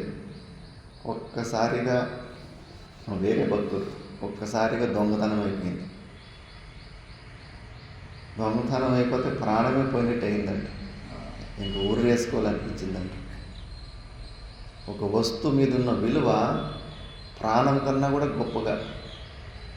బెంగళూరులో కొంతమంది భక్తులు ఉన్నారు. వాళ్ళ సైట్ ఇట్లా ఎవరో 35 లక్షలు 40 లక్షల సైటు ఒకే సైట్ని 2-3 రిజిస్ట్రేషన్ చేయించేసింది. తర్వాత తెలిసింది అది మోసపోయామని. ఆ వార్త వెంబడి రక్తం కక్కున్నాడు. ఒక వస్తువు మీదున్న విలువ నీ ప్రాణాన్ని తీసి పాడేస్తుంది. విచారణ చేస్తలేదు. అందుకే ఫస్ట్ ప్రపంచంలో ఉన్న వస్తువుల గురించి విలువనితో చంపేసుకున్నావు. ఆ విలువ ఉన్నంతసేపు నువ్వు మమభావాన్ని తొలగించుకోలేవు. మమభావాన్నే తొలగించుకోలేవంటే అహంభావాన్ని ఎట్లా తొలగించుకుంటావు? ఇంకా శరీరం ఇంకా పనికొచ్చే వస్తువు అని అనిపిస్తూ ఉంటుంది. శరీరం పనికొచ్చే వస్తువు అనుకున్నప్పుడు దీంతో ఉన్న సంబంధం తెంచుకోవడానికి అవుతుందా? ఇంకా పెంచుకుంటూ పోతూ ఉంటావు. ఇంకా దీంతో సంబంధం పెట్టుకుంటే నీకు ఇంకా దుఃఖాలు ఎందుకు రావు? కరెంటు తీగిన చేతిలో పెట్టుకున్నట్టే. మరి నువ్వు సుఖంగా ఉండాలనుకుంటే కానీ నువ్వు శాస్త్రం చెప్పినట్టు గురువు చెప్పినట్టు వదులుకోవాలి. కరెంటు తీగిన వదిలిపెట్టాయంటే లేదు నేను దాన్ని పట్టుకోవాలా, నాకు దుఃఖం షాక్ కొట్టకూడదు, ఈ కోరికలు అడుగుతారు భక్తులు. దేవుడు కూడా ఏం చేసి నీకు అవుతుంది? శరీరంతో సంబంధం పెట్టుకోవాలా, ప్రపంచంలో ఉన్న అన్ని వస్తువులు విలువలు పట్టుకోవాలా, నాకు దుఃఖం రాకూడదు. కరెంట్ షాక్, నేను కరెంట్ తీగిన పట్టుకుంటాను, నాకు షాక్ కొట్టకూడదు. దేవుడా నన్ను కాపాడు, గురువా నన్ను కాపాడు. ఎట్లా కాపాడు నీకైతే? దేవుడు చెప్పింది, శాస్త్రం చెప్పింది, దాన్ని వదిలిపెడితే నీకు సుఖం వస్తుంది. పట్టుకుంటే మానేది నీకు దుఃఖాలు ఇస్తూ ఉంటుంది. కాబట్టి ఇదే బంధనము. అందుకే ఈ ఆవృత్తి శక్తి అది ఒకసారి మూసేసిందంటే ప్రార్థనలు నా దగ్గర లేవు అనుకున్న వ్యక్తి ఎంత పని పెరుగుతుంది. బాత్రూమ్కి పోతాడు, అయ్యో అక్కడేమన్నా ఫిక్స్ పెట్టినానని సెల్ఫ్లన్నీ రూముల్లోనే సెల్ఫ్లన్నీ వెతుకుతాడు. అయ్యో ఉదయం అక్కడ చెట్టు కింద కూర్చోండి, అక్కడేమన్నా పెట్టినామని అక్కడ చెట్టు కాడికి పోతాడు. లేదు అక్కడ వెనకాల పొలముల్లా పెట్టిండేమో అక్కడికి పోతాడు, మళ్ళా తిరిగి వస్తాడు. భార్య మీద గొడవ చేస్తాడు, నేను ఇక్కడే పెట్టింటి, నువ్వు ఎక్కడో తీసి అక్కడెక్కడ పెట్టేసినావు, కొసు వర్షతో నువ్వు ఎక్కడ చేసినావు. లేదు అని భార్య అంటుంది. ఇలా పిల్లల మీద పోతాడు గొల్లొల్లికి, మీరే ఎక్కడో పెట్టేసినారని చెప్పేసి. ఎంత పని పెరుగుతుంది. నా దగ్గర అద్దాలు ఉన్నా కూడా లేవు అని అనుకుంటే, నేను ఆనందంగానే ఉండాను అనే విషయాన్ని మర్చిపోతే మనము, ఇంకా నా దగ్గర ఆనందం లేదు అనుకుంటే ఇంకా బయటకి అన్ని పనులు పెరుగుతాయి. చెమట కార్చాల్సిందే, ఇంకా పరిగెత్తాల్సిందే. నువ్వు పరిగెత్తిచ్చేస్తున్న మాయ నేను ఊరికి కూర్చోబెట్టదు. అదే నీ దగ్గర ఉన్న ఆనందం నీ దగ్గరే ఉంది, బయట వెతకాల్సిన అవసరం లేదు అనుకున్న వాళ్ళు యోగులు మంచిగా పద్మాసనాలు వేసుకొని కళ్ళు మూసుకొని 20 సంవత్సరాలు 30 సంవత్సరాలు సమాధి స్థితిలో ఉంటారు. రాజుల్లాగా చక్రవర్తుల్లాగా ఉంటారు. ఎట్లుంటారు? ఎవరి దగ్గర చెంచాగిరి చేయరు. ఎమ్మెల్యేలు కానీ మినిస్టర్లు కానీ సీఎంలు కానీ వాళ్ళే వచ్చి తలొచ్చిపోతారు. కానీ ఈ యోగులు అసలు కథలు. మాతా మాణికేశ్వరమ్మ దగ్గరికి అమిత్ షా బీజేపీ పార్టీ పెద్ద సెక్రటరీ, ఆయన వస్తే వాళ్ళకి దర్శనం కూడా ఇవ్వలేదు. అది కదా బతుకంటే. ఏది నువ్వు వాళ్ళకి వీళ్ళకి వాళ్ళ సొమ్ములు చూసి వాళ్ళ ఐశ్వర్యం చూసి బెదిరిపోయేది. బతికితే అట్లా బతకాలి కదా, సామ్రాట్లాగా చక్రవర్తిలాగా, ప్రపంచాన్ని ఏదో చక్రవర్తిలాగా బతకాలి కదా. వాళ్ళకి జ్ఞానం ఉంది కాబట్టి, నిశ్చయం ఉంది కాబట్టి, ఈ శరీరంతో సంబంధాలు తెంచుకున్నారు కాబట్టి సర్వతత్వ స్వతంత్రులు అవుతారు. మనం కూడా అలాగే కావాలి. అలా కావాలంటే రోజు సత్సంగంలో కూర్చోవాలి. లోపల ఉన్న అజ్ఞానాన్ని తొలగించుకోవాలి. జ్ఞానం ద్వారానే పోతుంది, అంధకారము వెలుతురు ద్వారానే పోతుంది. కాబట్టి జ్ఞానం కావాలి అంటే కనుక మనం విచారమే చేస్తూ ఉండాలి. విచారం ద్వారా వింటూ ఒకరోజు ఆ దోసకాయ తీగ నుంచి ఊర్వారుకమివ బంధన, దోసకాయ బాగా కొండైపోయిన తర్వాత బ్రతికైన తర్వాత ఆ తీగ నుంచి తానంతకు తాను తెగిపోయి కింద పడిపోతుంది. చింతకాయలు కూడా అంతే, బాగా పండైన తర్వాత అవంతకవి కింద రాలిపోతాయి లేదా. అట్లా విచారం చేస్తూ ఉంటే వివేకం పాలన పూర్తి అయినప్పుడు, సాధన చతుష్టయ సంపత్తులు పూర్తి అయినప్పుడు, జ్ఞాననిష్ట వచ్చినప్పుడు తానంతకు తాను ఈ శరీరంతో ఉన్న సంబంధాలు అవే రాలిపోతాయి.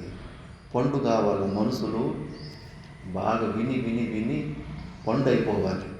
ఆ పండు అయిపోయిన తర్వాత తానంతకు తానే శరీరంతో ఉన్న సంబంధాలు తెగిపోతాయి. ఈ శరీరంతో ఉన్న సంబంధాలు తెచ్చుకోవడానికి వేరే దేశానికి వేరే కాలానికి పోవాల్సిన అవసరం లేదు. దేశకాల పరిస్థితులతోటి సంబంధం కాదు. అజ్ఞానం తొలగిపోయిందంటే కానీ ఆట వద్దనుకున్నా కూడా మోక్షం వచ్చేస్తుంది. రోజు ఇదే విచారణ చేస్తూ ఉండాలి. ఈ అలవాటే నేర్చుకుంటూ ఉండాలి. బయట ప్రపంచం వైపు చూడటము ఆపేయాల. బయట వస్తువుల గురించి ఎక్కువ మాట్లాడుకోకూడదు. మలమూత్రాల గురించి మనం డిస్కషన్లు చేసుకుంటాము. నా మలము ఎల్లో కలర్గా ఉంది, నాకు ఈరోజు 2 కేజీల మలం వచ్చింది, నా మూత్రం ఈరోజు పసుపు రంగులో ఉంది, నా మూత్రం ఈరోజు తెల్ల రూపంలో వచ్చింది. ఇట్లా కూర్చొని మనం చర్చలు చేసుకుంటామా? అసేం అనిపించదు. ఎందుకంటే అది తుచ్చమైనది, మనకి పనికిరాని వస్తువు. దాని మీద ఏ విలువలు లేదు. కాకస్య విష్టావాద్ అసహ్య బుద్ధి. ఈ ప్రపంచం మీద కాకి రెట్టను చూస్తే ఎంత అసహ్యం వేస్తుంది. అంత అసహ్యం ఈ అనాత్మ వస్తువులు, ఈ ప్రపంచంలో ఉన్న విషయాల మీద అంత అసహ్యం ఎప్పుడు వేస్తుందో సా తీవ్రత విరక్తి రిష్యతే. దాన్ని తీవ్రమైన వైరాగ్యం అంటారు. ఇంకా మనము ప్రపంచంలో ఉన్న వస్తువుల గురించి, స్థితుల గురించి, దాని గురించి మాట్లాడుకుంటున్నామంటే కాకి రెట్టలాగా మనకి ఇంకా అసహ్యం బుద్ధి రాలేదు. ఇంకా బాగున్నాయి అనిపిస్తూ ఉంది ప్రపంచంలో ఉన్న విషయాలు అవన్నీ. అందుకే వాటి గురించి మాట్లాడుతున్నాము. మలమూత్రాల గురించి ఎందుకు మాట్లాడుతున్నామో అసహ్యమో బాగలేవు, వాటి మీద మనకు విలువ లేదు. కొన్ని మిగతా విషయాలు విలువలు ఉన్నాయి. మిగతా విషయాలు కూడా ఆ మలమూత్రాలని వదిలిపెట్టేసిన తర్వాత దాని గురించి అసలు మాటలు కూడా ఆటలాడుకుంటూ ఉంటాం కదా. ఆ మట్టంకి వైరాగ్యం తెచ్చుకోవాలి. లేకపోతే ఒక్కొక్క వస్తువుని మనశ్శాంతిని పాడు చేసేస్తుంది. మిరపకాయ, కొత్తిమీర, వంకాయ, ఒక్కొక్క వస్తువు కూడా నీ మనశ్శాంతిని పాడు చేసి పడేస్తుంది. దాని మీద నీకు విలువ ఉందంటే కానీ. మిగతాది మనం నెక్స్ట్ క్లాస్లో చూద్దాం. ఓం పూర్ణమద పూర్ణమిదం పూర్ణాత్ పూర్ణముదచ్యతే పూర్ణస్య పూర్ణమాదాయ పూర్ణమేవావశిష్యతే. ఓం శాంతి శాంతి శాంతి.